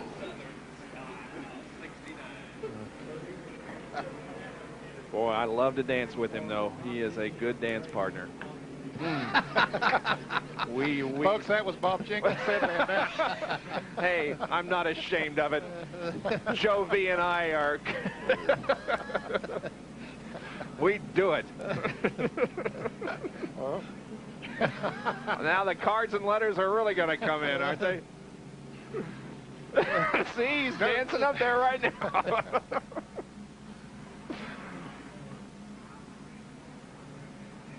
Come on, Joe, let's see you. Attaboy, come on, come on.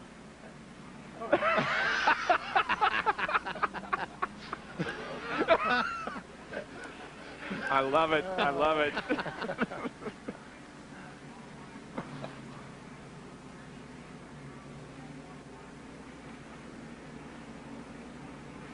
Good thing the 26 cars in front of you would be overheating, huh?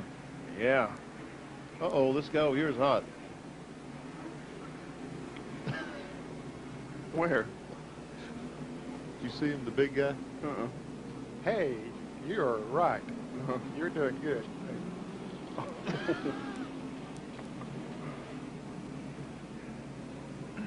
He's done.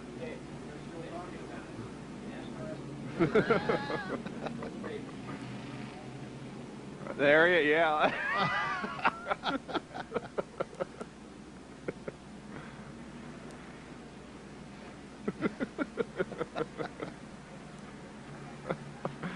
Oh, boy.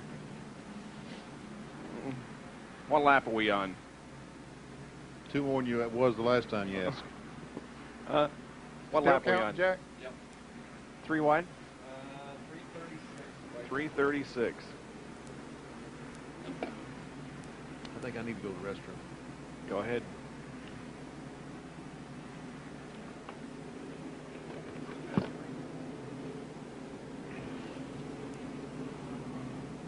Benny went to the bathroom, friends.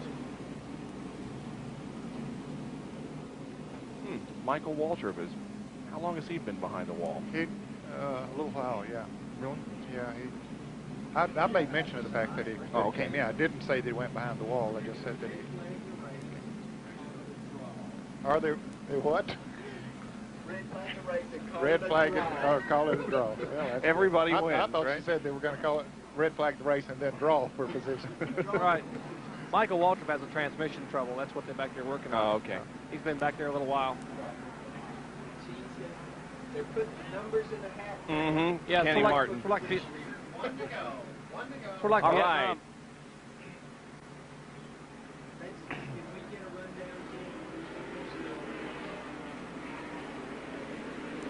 Why were we yellow? Oh, Kenny Wallace, right?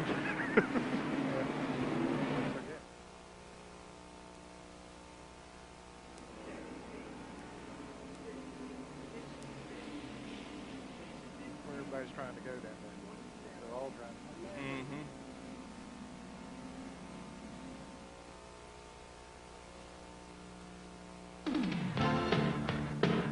Welcome back to North Wilkesboro, North Carolina Speedway. Stop number 7 on the 1990 Winston Cup Tour, the first Union 400. Our Speed World coverage is being brought to you by Purolator, the world's largest filter company. And by Levi's 505 and 506 jeans. Going back to green and a resumption of racing on lap 339. We have been yellow because of a crash down in turn 1 involving Kenny Wallace, and then the NASCAR scores have sorted out the standings and determined that Brett Bodine in number 26 is the leader, followed by Dale Earnhardt, then Darrell Waltrip, followed by Mark Martin and Dick Trickle. The number 9 car of Bill Elliott, which is right behind the leader, is not on the lead lap. We have 11 cars that are on the lead lap. Here comes Earnhardt and the 17 car of Darrell Waltrip. Now remember, he had a tremendous pit stop not too long ago, and our Big A Auto Parts pit stop performance shows us that he did a great job bringing the car in and out, 13.2, but look at the crew time, 20.7 seconds to change 4 tires and refuel the car for a total of 33.9 seconds.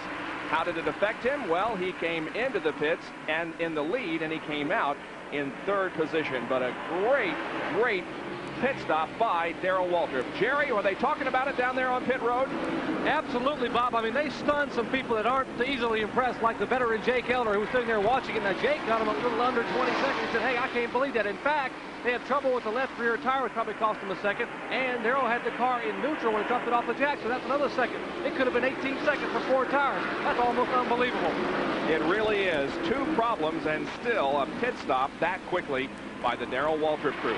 Bill Elliott trying to get his lap back from the leader, Brett Bodine. Meanwhile, Earnhardt and Waltrip both close in on Brett Bodine.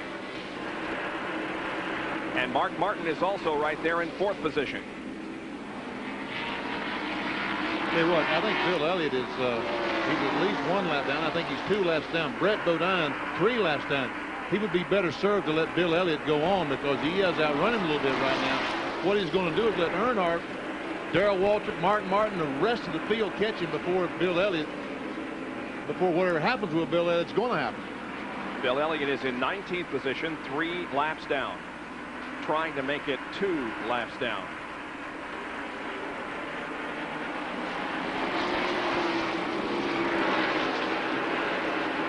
Bill Elliott, 19th position so far this year on the short tracks, a 4th and a 17th. Brett Bodine, on the other hand, is the leader of this race. And last year here at North Wilkesboro, he was 28th and 17th. So he is doing a great job in that Quaker State Buick and holding it in 1st position. Meanwhile, here comes Dale Earnhardt, really closing in on Brett.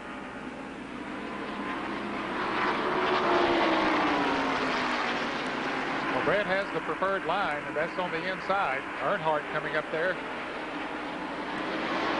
Elliott now, I believe, realizes that he's not going to get one of those laps back. Or maybe he does, maybe he doesn't.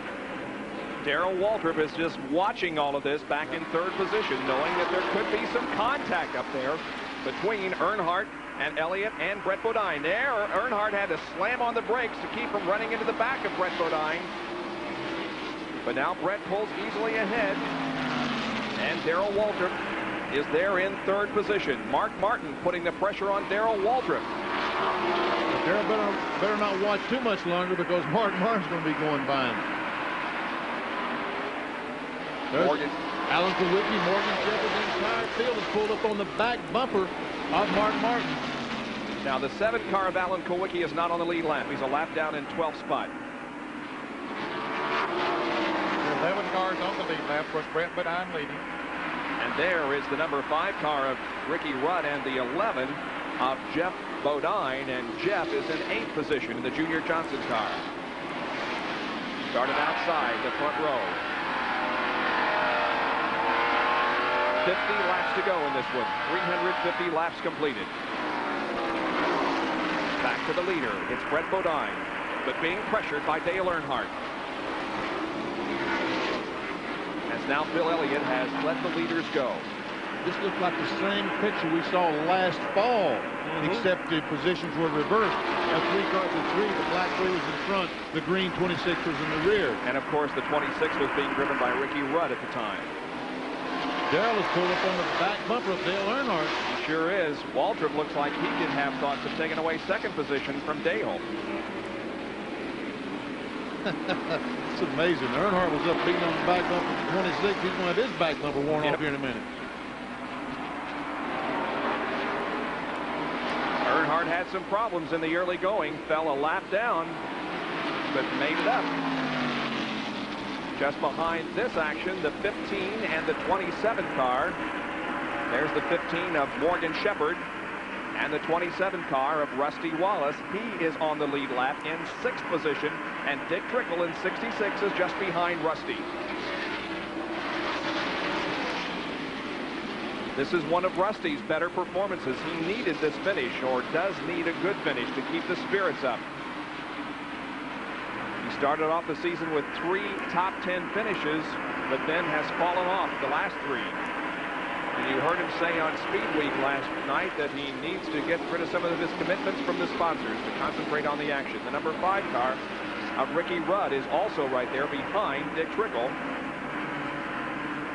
And he is on the lead lap. Second, third, and fourth. Earnhardt, Waltrip, Martin.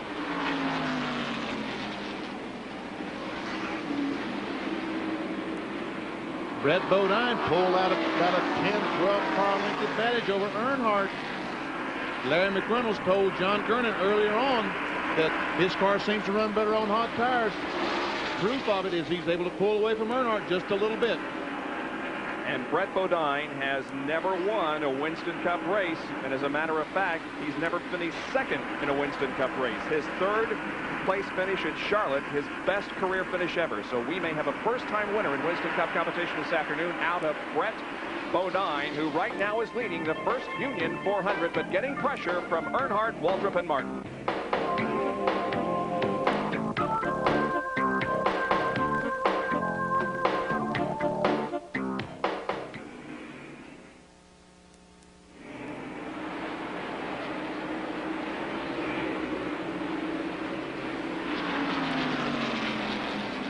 Bob Jenkins, Benny Parsons, Ned Jarrett, Dr. Jerry Punch, and John Kernan back at North Wilkesboro, North Carolina Speedway in the First Union 400.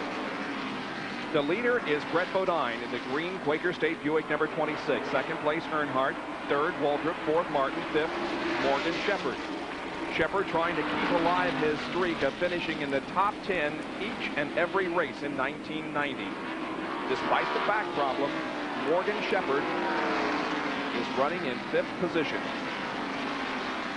Tell you what, he's looking pretty close to 4. He's right up on the back bumper of Mark Martin. He's going on the outside of Martin. Ooh, is this going to work? I think Mark's going to be able to hold him off. Well, I think so, huh? Nope, I don't know. Here comes Morgan. Ooh, they touch. They sure did, and boy, did Morgan Shepherd do a good job of holding that thing. Martin backed off. Once they touched, he backed off, and that helped to save both of them. Morgan Shepherd goes to 4th. Mark Martin back to 5th place. The laps continue to click off. Now, Morgan Shepherd's car is another one of those. We're talking about those that run better on long runs and hot tires. Morgan Shepherd's is certainly one of those cars. Brett Bodine's car doing a super job out front, the Buick, the Quaker State Buick. But Morgan Shepherd would like a long run here right now. He would like this race to go the rest of the way and not have another car. Coming at lap 365. 365 laps completed. 35 more to go. Rusty Wallace, Dick Trickle, and Ricky Rudd. They're running 6th, 7th, and 8th. It's been an up and down for Ricky, down day, I should say, for Ricky Rudd, who has lost laps, but he's always been able to gain them back and is in the top 10. I'll have Jerry Punch pick us up about 1.5 inches mouth wrench if you need one there, Jenkins. Save it for next time. Well, here's Trickle now trying to move on the inside of Rusty. Good side cam shot from Dick Trickle's car, running very close to Rusty. Ricky Rudd was trying to make it 3 abreast. Rusty moves up the racetrack. Here comes Trickle back on the inside one more time. Trickle looking for 6th position. Now watch how close they are.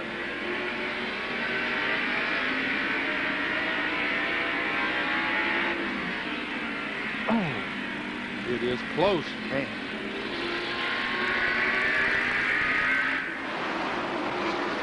Darrell Waltrip looks on the inside of Dale Earnhardt going down in turn 1. He's on the inside. Can he make it stick, Bob? This is for second position. Nope. Ooh, Earnhardt comes down, closes the door on Darrell. Great short track racing. Earnhardt holding off Darrell Waltrip for second spot. Morgan Shepherd watching. Waltrip once again moves inside of Dale. He may have him this time. We'll watch him race down the backstretch. Darrell Waltrip, Dale Earnhardt battling for second spot. Here comes Morgan Shepherd to join in. And Waltrip has Earnhardt. Battle of Chevrolets. Well, here comes Earnhardt back up on the outside, but Waltrip will get him coming off of turn 2. And now Ford joins in the battle of the Chevrolets. Now Darrell Waltrip sets his sights on the leader, Brett Bodine. Dick Trickle and Morgan Shepherd in some real close racing here in 1. Watch them come together. Trickle went in hard going into turn 1. Slid into Rusty just a little bit. Rusty goes high in the car number 27. And Trickle and Ricky Rudd go by. Now Darrell has gotten in front of Earnhardt. He's not able to pull away. Boy, are we going to have an excited Brett Bodine in victory lane if he can hold off here for the next 30 laps and win this race. Waltrip is second, Earnhardt third, and Morgan Shepherd is fourth. And then comes Mark Martin, the number 6 car, and Dick Trickle just blew up. Yes, it is. Looks like the engine come unglued. Oh, tough break for Dick Trickle, who I doubt seriously was out of the top 5 at any point of this race. He has been so good today after starting from his best starting position ever in Winston Cup competition. He's third. He's trying to pull the goggles up so he can see where he's going. There's so much smoke in the automobile. He pulls it back into the garage area, and it's all over for Dick Trickle, who retires when running in 7th position. All right, it's back now to this 2nd, 3rd, 4th, and 5th place situation,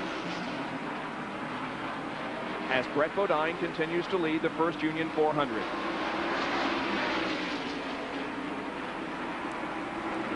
Morgan Shepherd in the red and white 15 up alongside Earnhardt. Takes a look coming off the second corner, but not able to bring the car down. And look at Mark Martin. He tried to make a run on Shepherd. They're coming up on Rick Mast in car number 2. Who will get the advantage? It looks like Earnhardt. Rick Mast gave all the drivers all the room they needed coming off the 4th corner. Moved up. If they'd want to make it 3 abreast, there was room there. The laps are clicking off now. 25 to go. Dale Earnhardt, Morgan Shepherd, and Mark Martin, 3rd, 4th, and 5th. Darrell Waltrip is 2nd. Brett Bodine leading the race. Now Mark Martin looking to the inside of Morgan Shepherd. May have gotten the left side wheels off the racetrack down on the grass just a moment. They're in turn 1. Things seem to be settling down just a little bit here in the scramble for the first 5 positions. So we'll take another break and be back with more of our coverage of the First Union 400 from North Wilkesboro, North Carolina Speedway.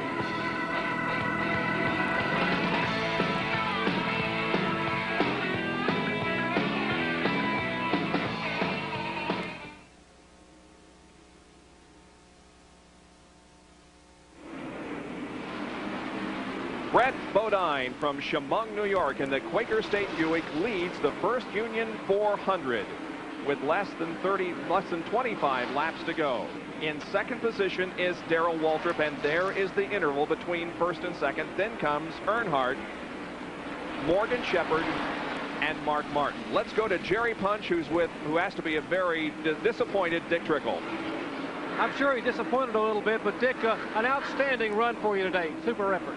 Yeah, we had a little left there. Yeah, you know, we were pretty comfortable all day. We had like 50 to go, and I was turning up the pilot light a little bit. We wanted to stay in contention all day, and Kyle was running well. I was catching a 2nd, 3rd, 4th place car. We were running like 2/10 of a lap faster than they were, and she'd have been a good finish. But I got to give Phil 66 and Cale Yarborough Motorsports and my team a lot of credit. We just ain't had any luck, but we've been running real good. I'm proud to be with them. Indeed, an outstanding effort. And talk about that team. Doug Williams, his crew chief, has been named Western Auto Mechanic of the race, and he will get the $1,000 award for doing an outstanding effort getting the car to qualify third and running the top 5 all afternoon. And of course, we'll be watching for Dick Trickle next week, next Sunday at Martinsville, another short track where he can definitely perform very, very well. Again, we remind you, you can hear your favorite driver and one car owner share his thoughts about his personal life and his racing career. The question this week, by the way, is what would you be doing if you weren't racing? Dial 1-900-226-1000 and hear from Bill Elliott, Rusty Wallace, Dale Earnhardt, Junior Johnson, and Darrell Waltrip. The calls cost $90.95 for the first minute and $1 for each subsequent minute. And of course, we urge the youngsters to please get permission from your parents before you dial. All right, Brett Bodine is the leader, but is he slowing down? No, there was about to be a wreck off of turn 4 as Harry Gant and Davey Allison got together, but the wreck did not materialize. Brett Bodine is running very strong yet. Yes, he is. The question is, can he hold off the challenge of Darrell Waltrip? Now, Darrell is about a half a straightaway behind in second position, but the laps are clicking off, and Brett Bodine, within 15 more laps, will have his first Winston Cup win. We're checking the interval here. It's 1.9 seconds. Just a little less than 2 seconds separate Brett Bodine in the lead and Darrell Waltrip in second spot.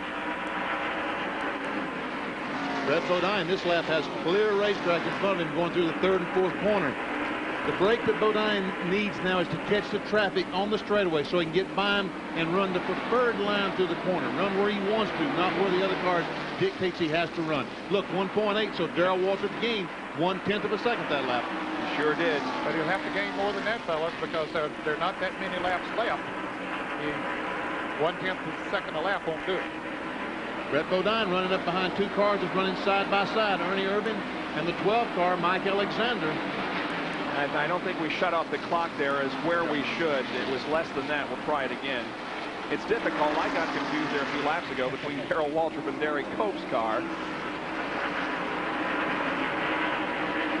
Here's Bodine now at the line, and there is Waltrip, 1.6. He is knocking it down about 1/10 of a second a lap. That's about what he's gaining, but if he doesn't gain more than that, he will not be able to catch Brett. Now Brett goes around the car number 4 of Ernie Irvan. Irvan gives him room to run. Kenny Bernstein owned cars have only won twice in Winston Cup competition, and they have both been on road courses with Ricky Rudd. And there are 10 laps to go. 10 laps to go for Brett Bodine. Let's go to John Kernan, who's with Larry McReynolds. Larry right now is listening apparently to Brett as the laps wind down. You can see he's coming up on the lap car of Mike Alexander. Larry, there's just a few laps left. Can he hang on? I really didn't hear what you said. All I know is we don't need no caution in this last 10 laps. Darrell's coming, about 2/10 a lap, but hopefully we'll run out of laps before he gets there. They've got their fingers crossed here in the Brett Bodine pit that they will go green the rest of the way. All right, and the drama begins to build now. Can Brett Bodine enter the status of Winston Cup winners? Which would put him in the Winston at Charlotte next month. And it would drop Morgan Shepherd out of the Winston. The most recent 19 winners qualify, and Morgan Shepherd will be bumped from the Winston if Brett Bodine can hold on here. 1.2 seconds, 4/10 of a lap. But been shaved off in the last couple of laps. Yeah, but there are 2 cars between Darrell and Brett Bodine, and that could have made some of the difference. Now Jimmy Spencer moves over, lets Brett Bodine go by, gives him plenty of room. He's coming up on Kyle Petty. Will be the next car that he will catch. And Kyle Petty is running in 10th position, so he stands to go a lap down here in the closing stages of this event. There's still 2 cars, even though Darrell Waltrip has moved around the car number 12. There's still 2 cars between him and Brett Bodine. And there's a battle for 5th position as Ricky Rudd took 5th from Mark Martin. So positions being exchanged here in the late going of the first Union 400. That has been an exciting afternoon of racing. There is Bodine, who has passed Kyle Petty and putting him a lap down. There are 9 cars on the lead lap, and there are 5 laps to go on the 5/8 mile here at North Wilkesboro.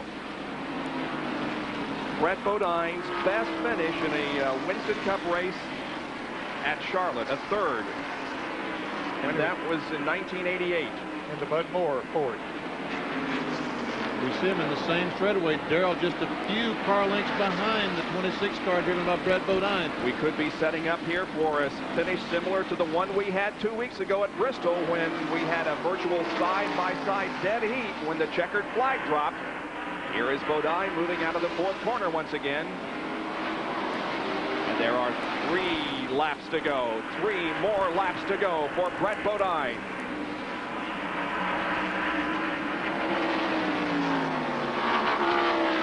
There's Waltrip in second.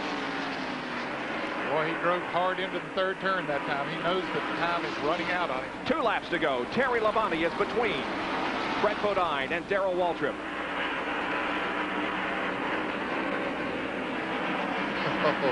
Brett Bodine is going to be here's a good race between Morgan Shepherd and Ricky Rudd. Rudd is coming on strong in the later stages. He sure is. He's picked off Mark Martin, and now he's about to pass, and does, Morgan Shepherd. The white flag is out. 1 more lap to go for Brett Bodine. But here comes Darrell Waltrip. He is charging. He has passed Terry Labonte and now has clear racetrack between himself and Bodine. There's the separation between the two. Can Brett Bodine hold on for his first Winston Cup win? Here he comes off the fourth corner. He's going to do it. Brett Bodine wins the first Union 400. Look at the crew celebrate. This might be the happiest driver you've ever seen in your life. I think you may be right. These 2 guys have been racing for the last 30 laps. Here's the battle. Look at this. Davey Allison and Jeff Bodine banging together coming off the fourth corner, but Bodine holds on to the position. That was for 8th spot. And Jeff Bodine got it. Let's go to John Kernan, who's with Larry. A very happy Larry McReynolds. Larry, car ran great this afternoon. Well, you know, we've run good so much. I knew we could make Brett Bodine a winner, become a winner together, and it couldn't happen at a better time. You know, we've been getting a lot of pressure from a lot of people. I think there was a lot of doubts that we could do it, but we showed them today. Now we got to go win another one. You don't look too happy, though. Well, I don't think it's sunk in yet. For 4 years, we've been threatening on short tracks. We've won on the road courses, but it's finally become a reality. Okay, Larry, we'll let you get to victory lane to see a very happy Brett Bodine as he's coming down pit road, and the crew is congratulating him. Brett's first career win. Indeed, the crew has moved out to Brett's car here on pit road as they now push it to victory lane, and it's going to be a major celebration right there when we join Brett Bodine in victory lane here at North Wilkesboro in just a few moments. We'll be back for that right after this.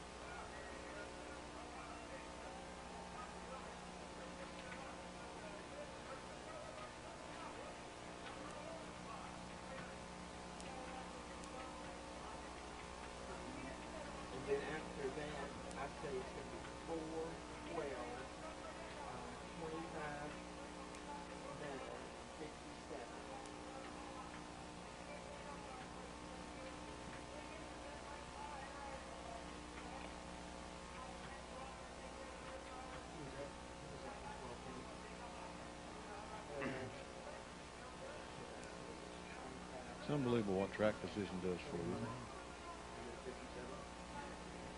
Can you believe that I've won 2 of those things this year with team? What do we do with this money here? Give it to second place? Who had Waltrip? Ken. No, we'll carry it over till next week. What do you think? Is that okay with you guys? Yeah, it's okay.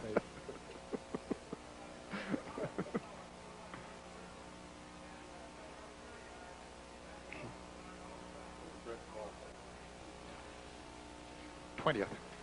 Gee whiz. I had him in the pool of Bristol.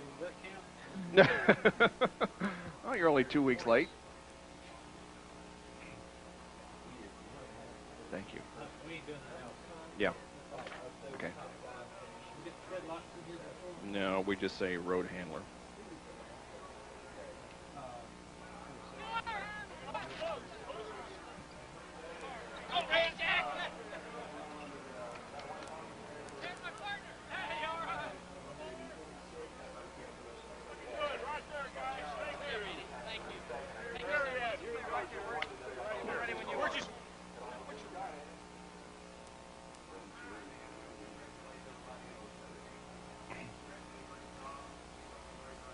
Okay. Okay. Okay. Jerry is there. Thank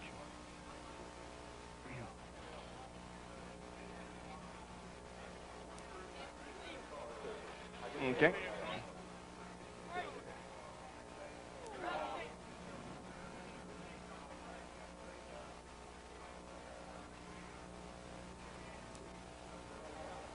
The top 5 in the First Union 400. The winner, Brett Bodine. Darrell Waltrip second. Dale Earnhardt third. Ricky Rudd fourth. And Morgan Shepherd was fifth. From the broadcast booth on Saturday to Victory Lane on Sunday, our Sears Road Handler Winner's Circle interview. Here is Jerry Punch. Bob, tears of joy from Brett and Diane Bodine. Brett has climbed out of the Quaker State Buick, sits on top of the car. My friend, congratulations. Thank you very much. And I'll tell you, you're the greatest co-anchor in racing and motorsports, and I thank you for what we did yesterday. But thank you, Quaker State and Buick. I'll tell you, they gave me the best race car I ever had the last 60 laps of this race. I just drove it as hard as I could. I knew I had to take care of them back tires because that's what went away on us during the day. I had to take care of them. Just get out there and run and keep a nice pace and work the lap traffic. I just want to thank the good Lord for a safe race, and thank you very much for my first win. We knew you were also fighting an overheating problem. Oh, it was terrible hot. It run 240 all day on the water temperature, and it was burning my feet pretty bad. That's why I don't want to stand down right now. It just, you know, one of them things you got to put up with throughout the day. It turned out hotter than we anticipated, and the car ran hot. We had to stay out in front and keep that clean air to keep the car cooled down so that we could keep going.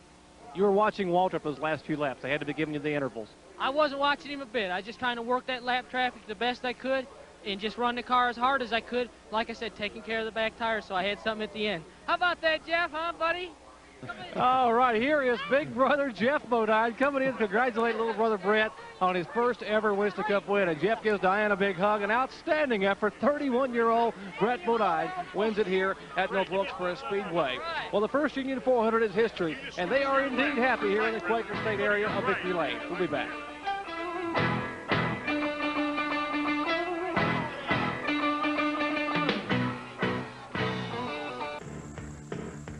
The First Union 400 here at North Wilkesboro Speedway in North Carolina is history, and in Victory Lane, Brett Bodine from Chemung, New York is celebrating his first ever Winston Cup win. Our Speed World coverage has been brought to you by Pronto, featuring quality auto parts at lower prices. By Big A, the first letter in auto parts and your local Big 8 store. And by Quaker State, the Big Q is one tough motor oil. Let's take a look now at the top 20 finishers. Darrell Waltrip finished second, followed by Dale Earnhardt, Ricky Rudd, and Morgan Shepherd. 6 through 10, Mark Martin, Rusty Wallace, Jeff Bodine, Davey Allison, and Kyle Petty. Finishing 11th was Alan Kulwicki. Then comes Dave Marcus, Kerry Gant, Dale Jarrett, and Terry Labonte. And 16 through 20, Ernie Irvin, Mike Alexander, Bill Elliott, Ken Schrader, and Jimmy Spencer. The Winston Cup points have Dale Earnhardt in the lead. Morgan Shepherd is second. Mark Martin is in third. Kyle Petty fourth. Jeff Bodine is fifth. And Brett Bodine moves to ninth in the point standings. Brett led 146 of the 400 laps. Next week, the Haynes Activewear 500 from Martinsville Speedway. More short track racing for you. We'll have it at 12:30 Eastern Time next Sunday. For Benny Parsons, Ned Jarrett, Dr. Jerry Punch, and John Curtin, this is Bob Jenkins. So long, everyone.